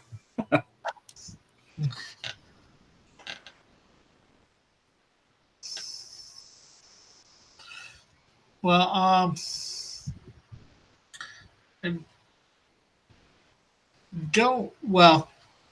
I've created my own secret government stuff. And actually, and what got me, I probably was working on doing that at first, but I went up to Moose Factory. Not Moose Factory. Yep. Moose Factory? Might be Moose Factory, yeah. Like you can only get there by the Polar Bear Express, so. Oh, okay. Or, it's like, there's no roads there. You can get to it by boat or plane or train. And yeah, for sure. Scott, the link's there. If the link is there, you're more than welcome to hop on. If I didn't want you on, the link wouldn't be there. But yeah, I created a secret base up in the the Canadian Northern Ontario, actually, because there's lots of places in Ontario where it's really desolate. Yep. And there could be an underground base there easy, and nobody'd ever know. I don't know. I'm still gonna finish tower off here. And there was this there was this major fire up there like years ago, and so it could have easily been a base planted there during that time, as they're replanting or whatever. Yeah, absolutely. Hide it under a forest. Yeah. Now, the one that I'm doing is under just, snow and ice and all that sort of stuff. Yeah. Hey, Scott. So, yeah, hey, how you going? How you guys doing? Good. That was a great fan edition last night, man. I just wanted to say that. That was great. I mean, Jim got robbed, but yeah. Yeah, well, it's not those things aren't about the quality of the work. No, they never have been. It's a friendly vote. Yeah, it has nothing to do with skill anymore, does it? It has a little bit, but not a lot. Well, if somebody's truly amazing and they just blow everybody's mind, the vote really doesn't matter. They just they'll override it. No, everybody's voting for them. Vote for Joe Blow. But it was a great. There was a lot of people on. I mean, there was too much competition in there, really. Hell.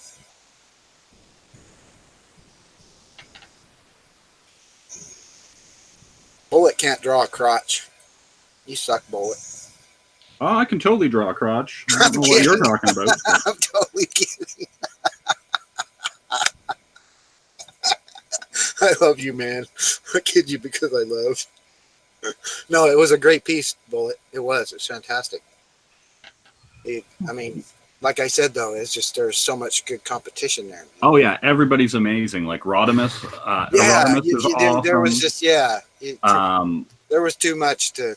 Yeah, the Jim O'Reilly's amazing. Yeah, all his stuff was great. There's so much talent and so much quality. Like you picked a bad night. That's what I'm telling you. Oh, there's never a bad night. Like I know. Well, I'm just saying if you wanted to win.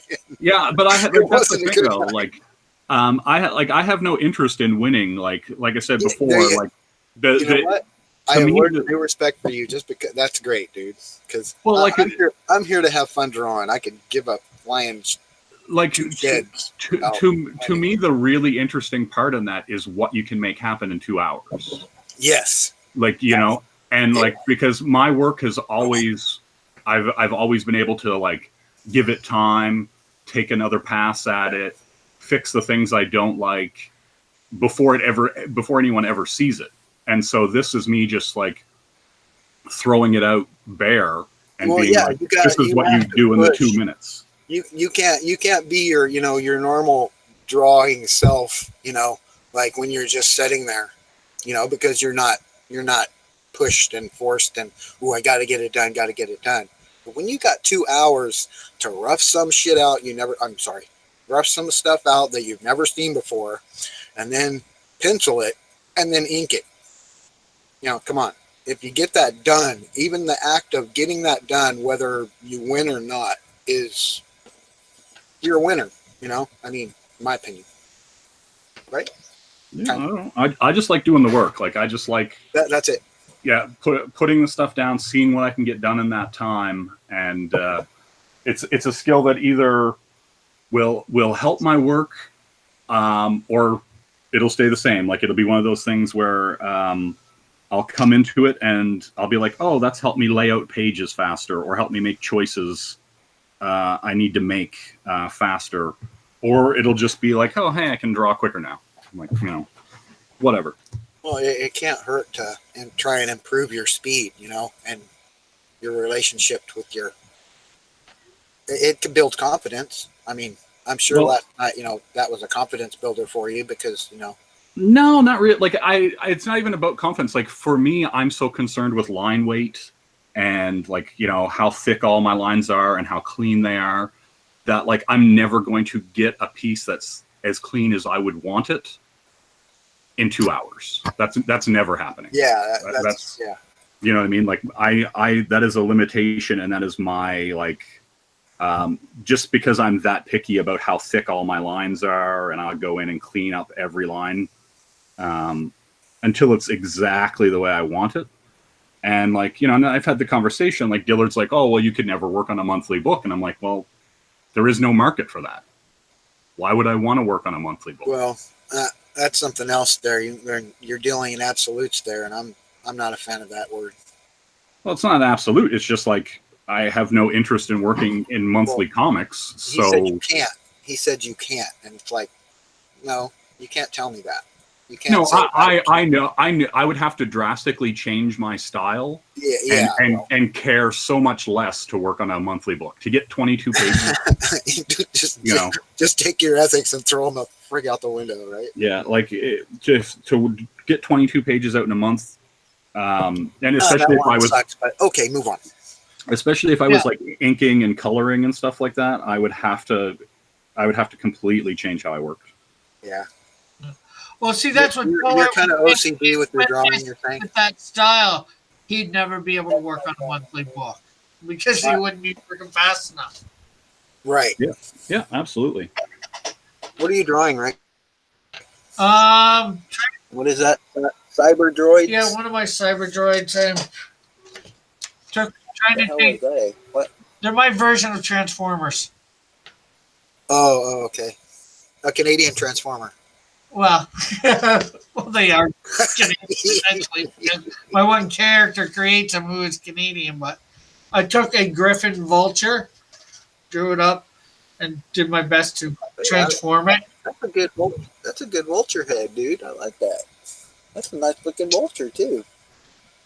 Did it in different poses and then tried to transform it the best I could there. The one flying, that's a really good one too. I like that. And I took that and I'm trying to draw it up the best I can here. I just forget what I was trying to do when I look at it, and I forget what I was trying to do there now. No, so stop. Go back. What's the dude at the bottom left? Like a bat or something. Or that page. That bat looking thing. What is that? This? No, the other page. The book. We're just looking at with the vulture.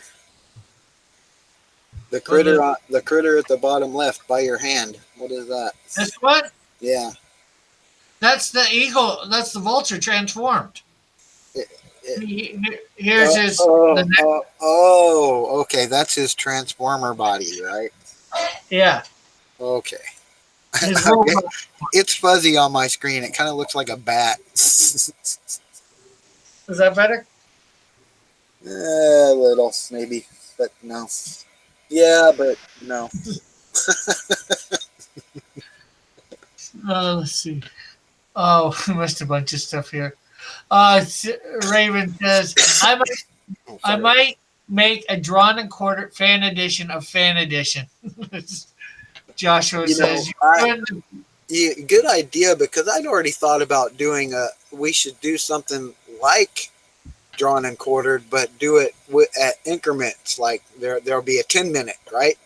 A 10-minute straw poll, and then an hour straw poll, and then a final straw poll. So there can be more than one gold medal winner. And then have another show that the winners move on to compete against the other winners. Until they had talked about that originally with and until someone is kicked off, and then that person that's kicked off has to go back again. You don't have a sitting panel like D&Q does. Get me? So the panel will change. You're not stuck with listening to whoever rant about their whatever. Get me? Yeah. Well, Pixel has a show coming up that he's calling Chopped.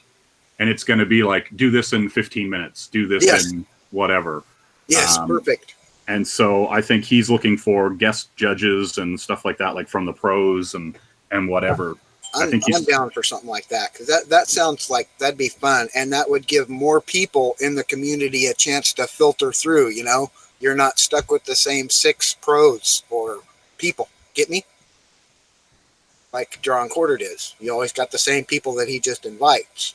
Yeah. I mean, the pro edition is a way for them to get the fans involved and keep money coming in. I feel you, but I'm just saying, as this would have nothing to do with them. It'd just be a community thing. Anybody could join, and the panel would continually change. But I'm just saying, like, the draw for those things, the further away you get from people who are creating projects, the further away the draw is. Like, do you know what I mean? Because then, like, what is anyone's interest in seeing people that they don't know or who aren't going to be creating a book at some point or creating, I think the further and further you get away from it, the harder it's going to be to sell to people, like, just as a concept. Average dude isn't going to want to just go see Average Dude. I feel you. Yeah. And it's not ideal. It's just the way it is.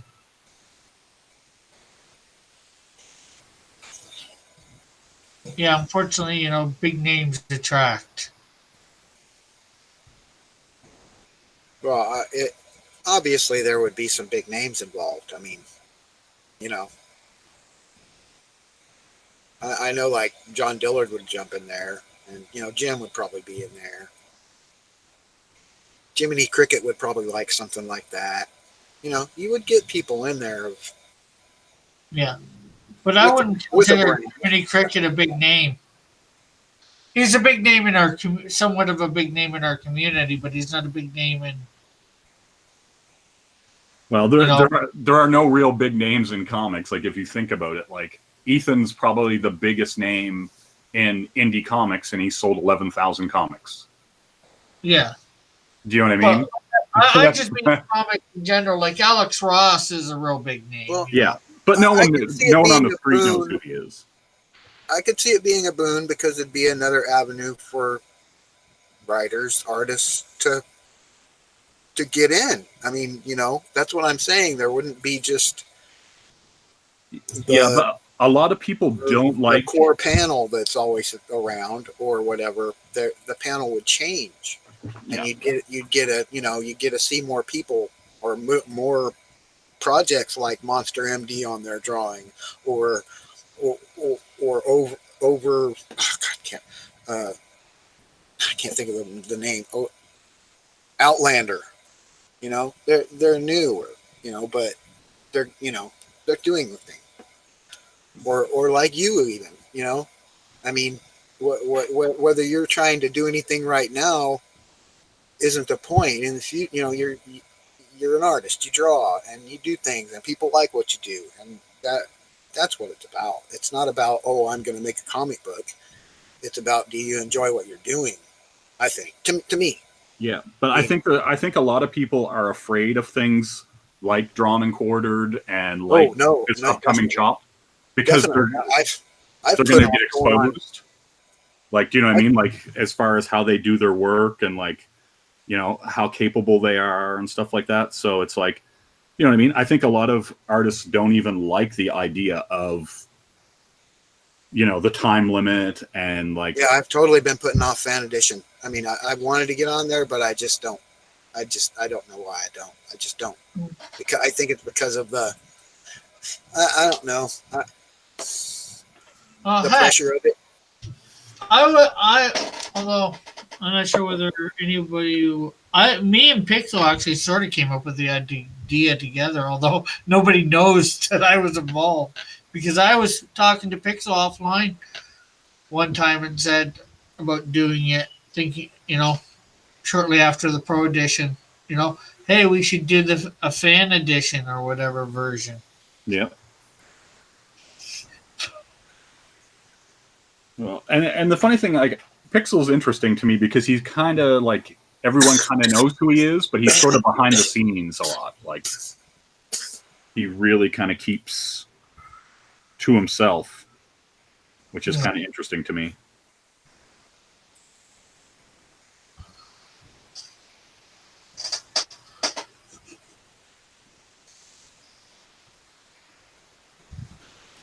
Yeah, he seems Well, he works behind the scenes in a lot that we don't see.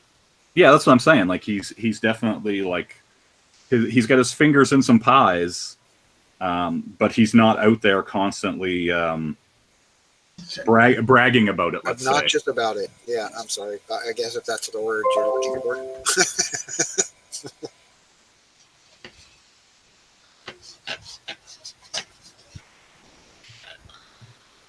So there is Tower.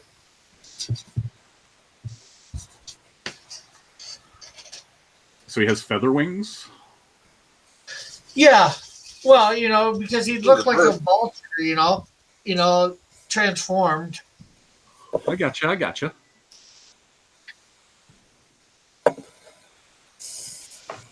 Or they would mimic feather wings and look or whatever. I don't know the. He missed leg day. So, do I have any more that I can do? He definitely missed leg day. Yeah. I need that.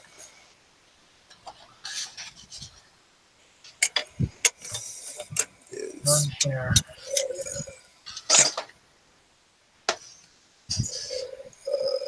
What else do I need? This. I need this and this ashtray. That's all I need. And I need this pen. And that's all I need. And I'm gonna go there. And this box. So we have Bugnet, the fly. Okay. And I need Tankus. this. I need this. Car. Oh. Colt, fighter jet, and Tower.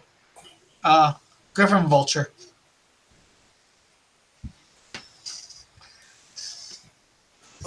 Can I be the guest singer, Eagle?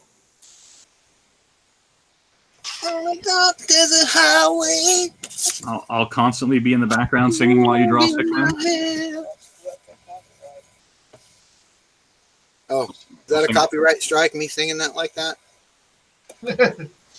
You're up to, so I think we're all right. Are those copyright strikes if you like sing someone's songs? Right? Is that the way that works? I don't know. So what does everybody think of my Transformers out there in the chat? I think My Cyberdroids. transformed it. What? Copyright? What does Tankus turn into again? He turns into some kind of sports car. Sports car. All right. Yeah, I think it.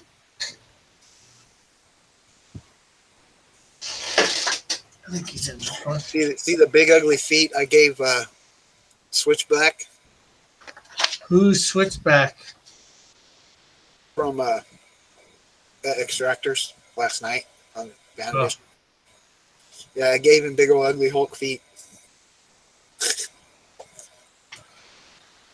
I don't know. He had boots on or whatever, but I didn't like the idea of the alien guy wearing human-like boots and stuff. But anyway.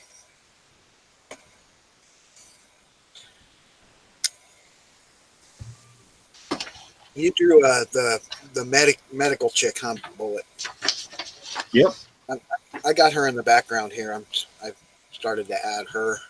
I think I'm gonna put her and maybe the Ezra Miller looking guy in the back with the guns. Oh, nice. Yeah. Got to represent Ezra Miller. Yeah, I got to put Ezra in there, right? Santa Raven says, If you want Booster to like anything you do, you got to put Ezra Miller in there. He's gonna like you. If you want Malin to look at your shit, you got to put his name on it. Like that one day I did that where I threw in the Teen Malin Militia just cause, but I erased it the next day. yeah, so Tankus turns into, I think it's a Maserati MC12 sports car. I'm not sure how you. A Maserati, yeah. Maserati MC12. So Does Maserati still run 2 engines, or are they single engine now? I'm pretty sure they're single. Yeah, I had no idea, but I remember all I remember is I just loved that the when they first came out with the 2 engine back in the 70s or whatever to try and beat Ferrari. It was great. Raven says, And it did for a while. And it did for a while. It beat Ferrari out quite a bit, but then they came with the F50, I think it was, and it took over. Oh, I want to be in the group that you create for the show, Eagle. What show's that?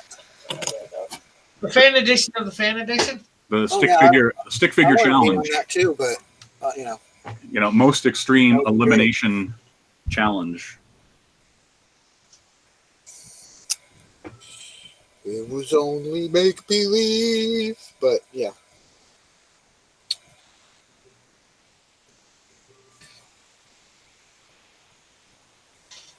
Oh, come on. We'll have it on your channel, Joshua.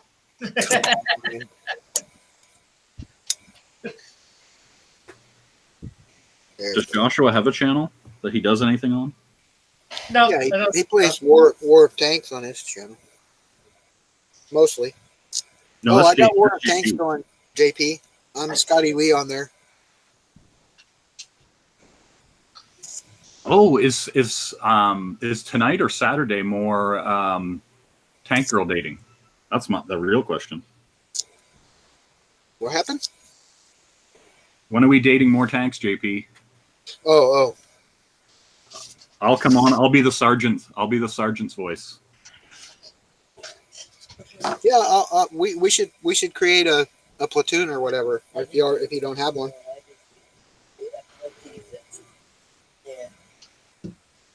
Santa Raven says Transformers are better than my droid. Well, I know because they have better people working on them than me. I'm not the best Transformers drawer. Well, I'm actually not bad at Transformers, but I haven't figured out how these guys transform properly yet. Joshua is super right. Unfortunately, we have to wait till Saturday. Does that mean we have to endure a model citizens until then?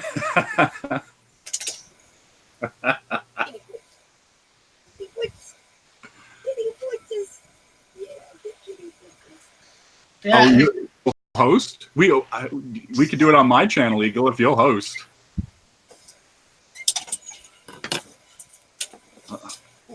Crap, we got enough people right here that we could do it, huh?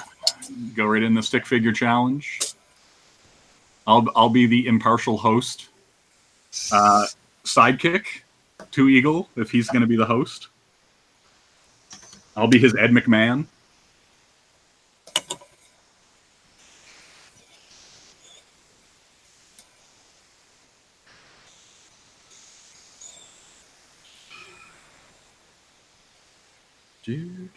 I could break out my guitar and I could be the dude with the trumpet. I can't remember his name, but with the guitar.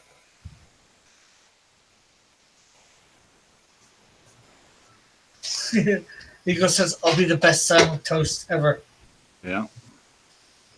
And Joshua says, I'm the co-host who doesn't speak. The co-host who doesn't speak. See, but if you had a camera and you just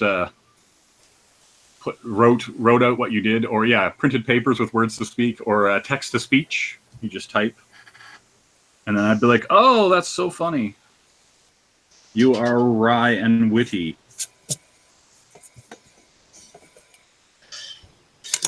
Wouldn't be that complicated. Well, really. he gets that the speech bot thing that that we had here a few months ago.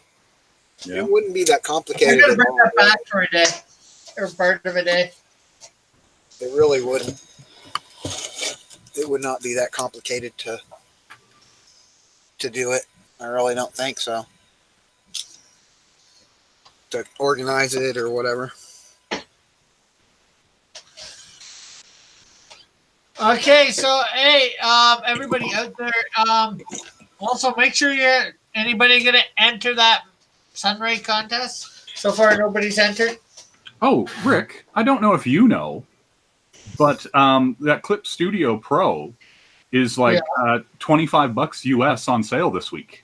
Oh, I've got the Pro. Oh, okay. Never mind then. But thanks for telling me.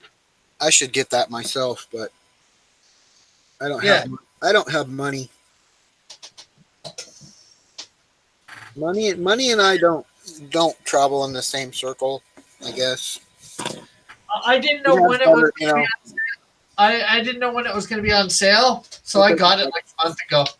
Yeah, because I've been using Photoshop forever, and so like I was like, I'm gonna buy it, and then I was talking to the guys in the Fan Edition Discord, and they were just like, yeah, it's like $25, and I was like, oh really? And I was like, I'll just go grab it because you can upgrade to the EX edition later on. Yeah. And so I was like, I'll just grab it, $25, done and done. It'll be an extra thing. So that's what I used last night. Oh, and cool. Well, the EX is a lot more money too. Yeah, well, I mean, more money for not as much. There's not really a big advantage to having the EX, as far as I can tell. For the different. Well, like I do some animation work, and so I was thinking I might try upgrading, like just later on. And so I might just upgrade because it's only like $80 or whatever to upgrade to Pro. I mean, to upgrade from the Pro to the EX. So it's better than paying $300 for it, like it was. Yeah. So. Well, is that that's if it's on sale? So. Yeah. No, well, it goes on sale a fair bit, like. Yeah. So you wait till maybe the next time it's on sale. Yeah. But yeah, no, I definitely. I saw. Model's saying there's huge advantages between the two. Yeah. Oh, absolutely, absolutely. Just for like the things you can do with it with animation and stuff like that, like, because when I was using it last night, I kept going like, because I'm so used to Photoshop, I'm like, okay, how do I undo stuff? How do I do whatever? Because the keys are different, like hotkeys and stuff. And so I was like, forget it. I'll just try to not do certain things because I don't know what they are yet since I just bought the program. So I was like, I think, Control Z is undo, which is the same. That's the same. The one that's the worst for not having those same functions is Sketchbook. Yeah, but even when you select, like when you use the magic wand tool, in Clip Studio, and then you want to rotate something or move something a little bit, it's more steps than it is in Photoshop to like actually just go in and click rotate and grab it and tweak it and stuff like that. Like I was like looking at it and I was like, how do I make other layers? And then I was like looking over at the menus and it's like, oh, okay, here. And then it's like a raster layer or a vector layer. And I was just like, I just want a layer. I just want to sketch. Yeah. You gotta go with the raster layer. Although I'd like a vector layer, but a vector layer is different than the, like just a regular layer. Raster layer is like a regular. Oh, yeah. I know the difference, but like whenever you're working in Photoshop, you just make a layer and then, you can put a screen on it or you can do all kinds of different stuff. And I've just been using Photoshop for so long that it's just, I know where everything is without thinking about it. And then going into Clip and just being like, okay, how many menus do I got to click through to find this thing? And, and so, it's one of those things. I'll just have to mess with it more. Yeah. But, I was using Illustrator for quite some time. Now I'm switching over to Clip Art, trying to figure out I've been doing some stuff, as you might have seen the other day. Yeah. But I'd like to find somebody who knows it real good, maybe like Manny, but trying to get a stream together of learning it. Yeah, it's one of those things. Like I'll just there'll just be like a day or on some weekend, I'll just dive in and just use nothing but Clip Studio, and just like anytime I need to figure out something, I'll either look it up online or I'll watch a video on YouTube and just like absorb that information in one weekend and just go. Like, because I find I have to do it myself. Like I have to go in and mess with it and go, what does this do? What does this do? Okay, why am I going to use this opacity, or can I get rid of these menus? Because like I also found that like when you're in Clip Studio, there's like I would have to go in and get rid of all that stuff. There's like all these sub drop downs and stuff, and I'm like, I don't need all that.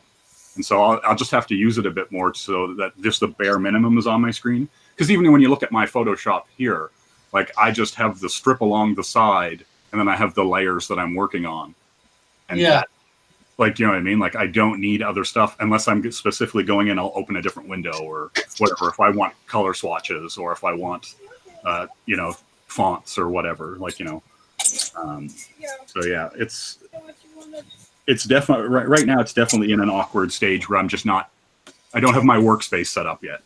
Yeah. And on my Cintiq, I would have to set the buttons and stuff for it as well, like in a separate thing. So that's the thing I want to get next, is a nice Cintiq or something like that. Yeah, it's a huge difference. Like I was drawing on like just a regular Wacom tablet, and like looking at the screen but drawing on the tablet. And, right. Yeah, and finally getting a real tablet that you can draw on is such a huge difference. Like, it just feels better. It's just kind of that more direct line, from your eye to your hand kind of thing. Yeah. What? I know Manny's got a knockoff version of it. I forget what it's called. Oh, it's probably the Huawei, I believe they're called. A lot of people are getting those, and they're saying that they're pretty good, and they're like $500. Yeah. I want like a 24, 32 inch if I'm going to get one. Yep. Yeah. Yeah, that's the thing. Like, I was looking at the larger ones, and I was just like, do I need it that big? Like, do I need like a 20 or 30 inch screen to draw on? Because I've looked at some of them and been like, and held them in my hands, and I'm like, I like to actually turn the tablet, like actually like to hold it as though I'm drawing on something. And so I didn't want to get a huge one that would be heavy on my lap or anything like that. And so like, even though I have like a sit stand desk, but I like to actually, like, if I'm sitting, I like to turn it and tilt it and hold it like as though it was a regular drawing pad kind of thing. So I didn't want to go too huge on it. And I feel like I would have been annoyed with a larger tablet. Yeah. So something to think about. Like,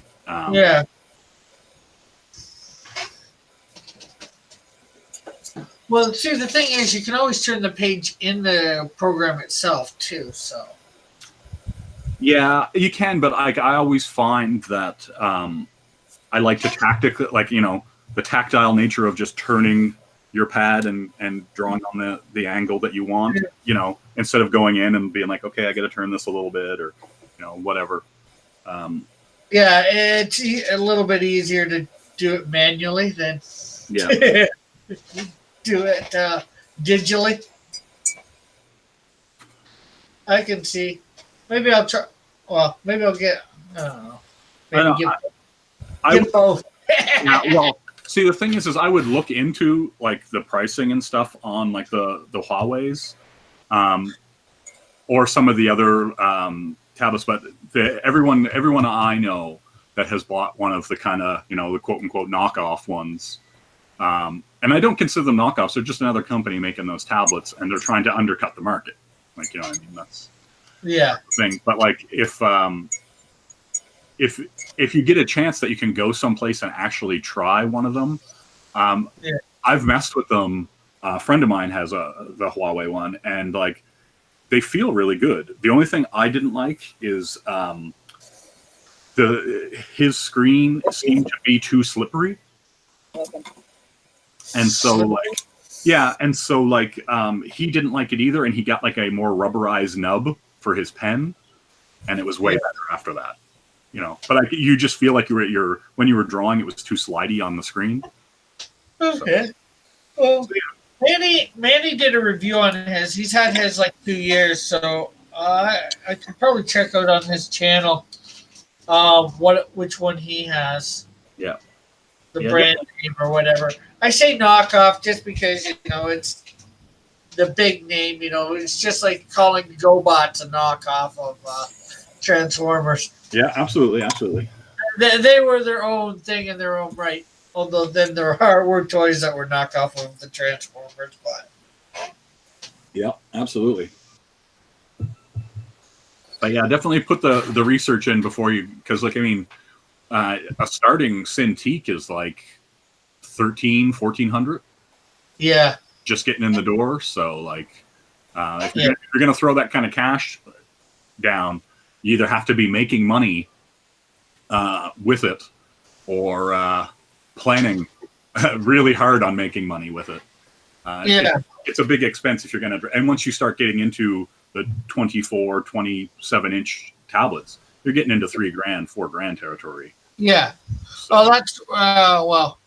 If the auctions ever pick up money like that, would go for something we save for something like that or whatever. Yeah. Or if this channel ever gets over 1,000 subs. Yeah. But yeah, that's the thing. Like if you're like, and that's the thing. Like if you got a Huawei one and you spent $500 on it, and because they're pretty big for the money, you can get like I think like a 21, 22 inch in that range, in that $500-$600. So even if you got it and you used it for a few years and were like, I want to step up to a Cintiq, trying to help me, it's not that big of an investment, Yeah.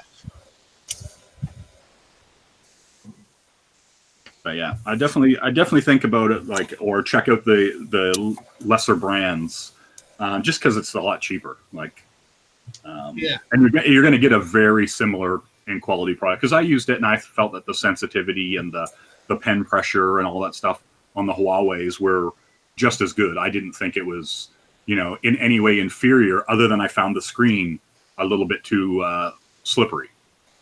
Yeah. And even that is one, if you got used to, although you might not like it, but once you got used to it, you could accommodate for that. Yeah, well, like I said, like a friend of mine got a more rubberized pen nub. Yeah. And so it just gave a little bit more friction when you were working on the screen, and it was a big difference. So yeah, you do that, or like I said, till you learn learn it, Yeah, just adapt to it. it. Even with the Wacom tablet, like I was just showing, there was a little bit of a learning curve to the sensitivity learning. Oh, for sure. Because, well, I mean, that's the thing, because you're looking at a screen and then you're drawing on something that's, a fourth or an eighth of the size of the screen you're working on, Yeah. And so you have to do smaller inputs with your hand, and you can't be as free to like do brush strokes or, work with your line. Well, the thing is, I don't even look at the tablet, use the tablet when I'm drawing. I just, I look at the screen and I move my hand.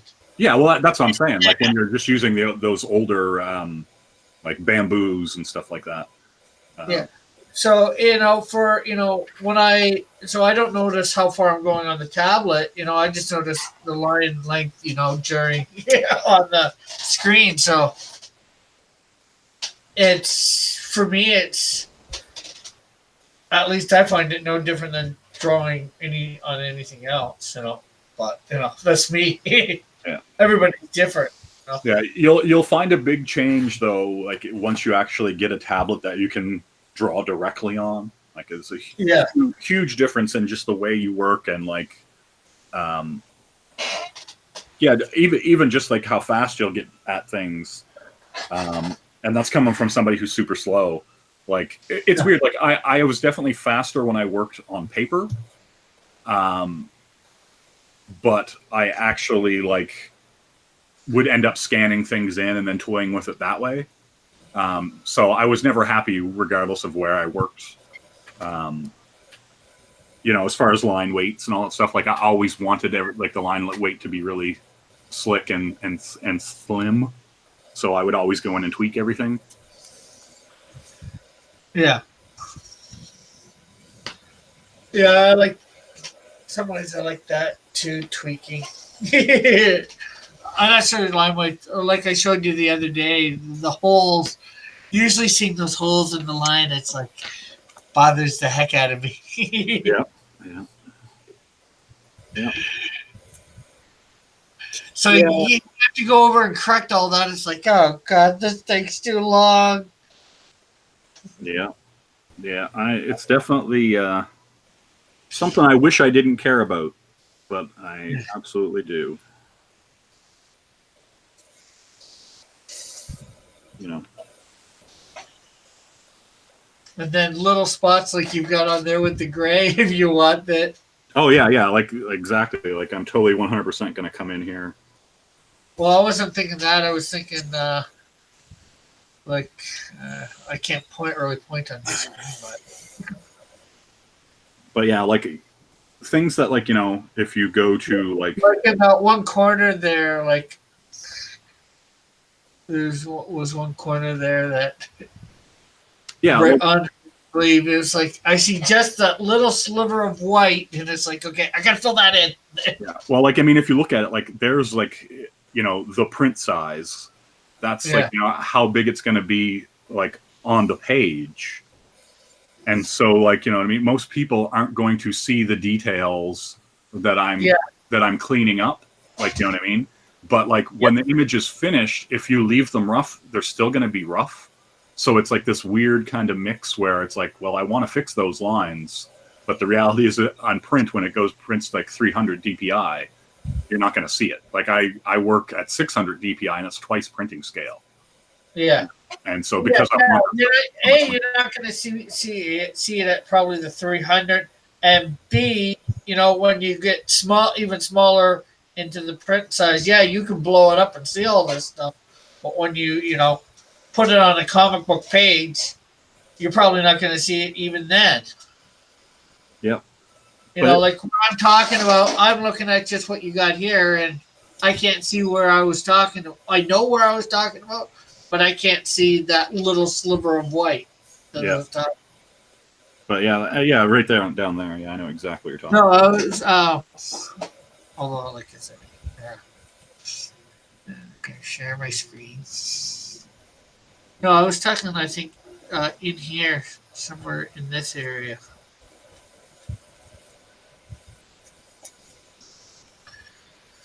I think that's where you were zoomed in on earlier. Here, I'll switch over to the Hangout thing. Yeah. Like okay, you see, like over here area. Yeah. There's a couple. If you zoom in real close, a couple little slivers of white, and yeah. But that's the thing, like, and like, you know, I see all that stuff and I go, okay, I got to clean that up. And I just go in and noodle with things until I get it to a spot where I'm satisfied with it, quote unquote, and then I move on to something else.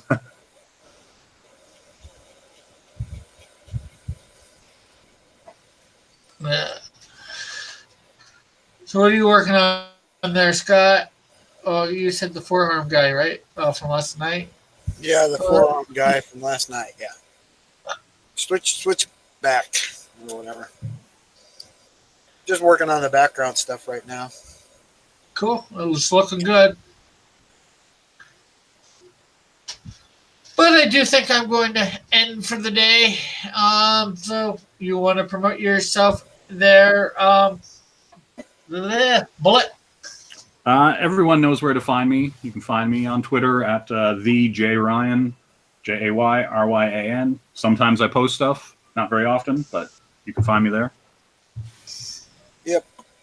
Same thing. You can find me on Twitter, Facebook, or or YouTube on my channel. You can go look at whatever I got going on. I haven't been really doing any streaming lately, but except for with other people. So it's just like I'm still on here, but Yeah.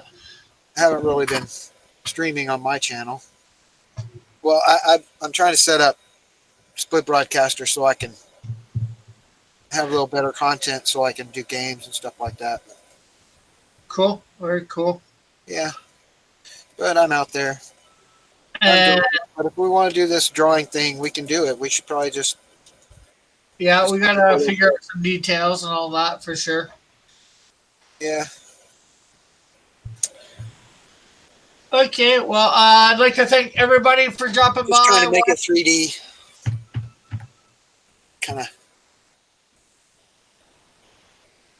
in there. Like you go in there. Yeah.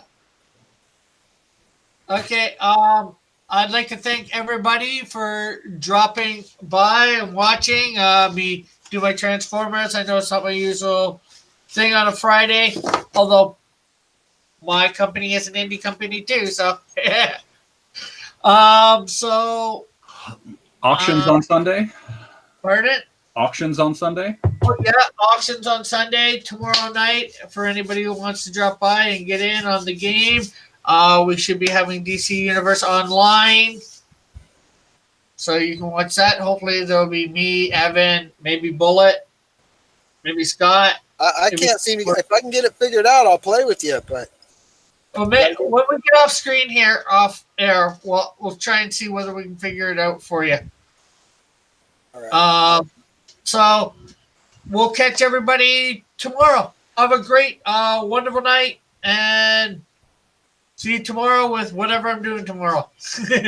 Bye, everybody. See ya.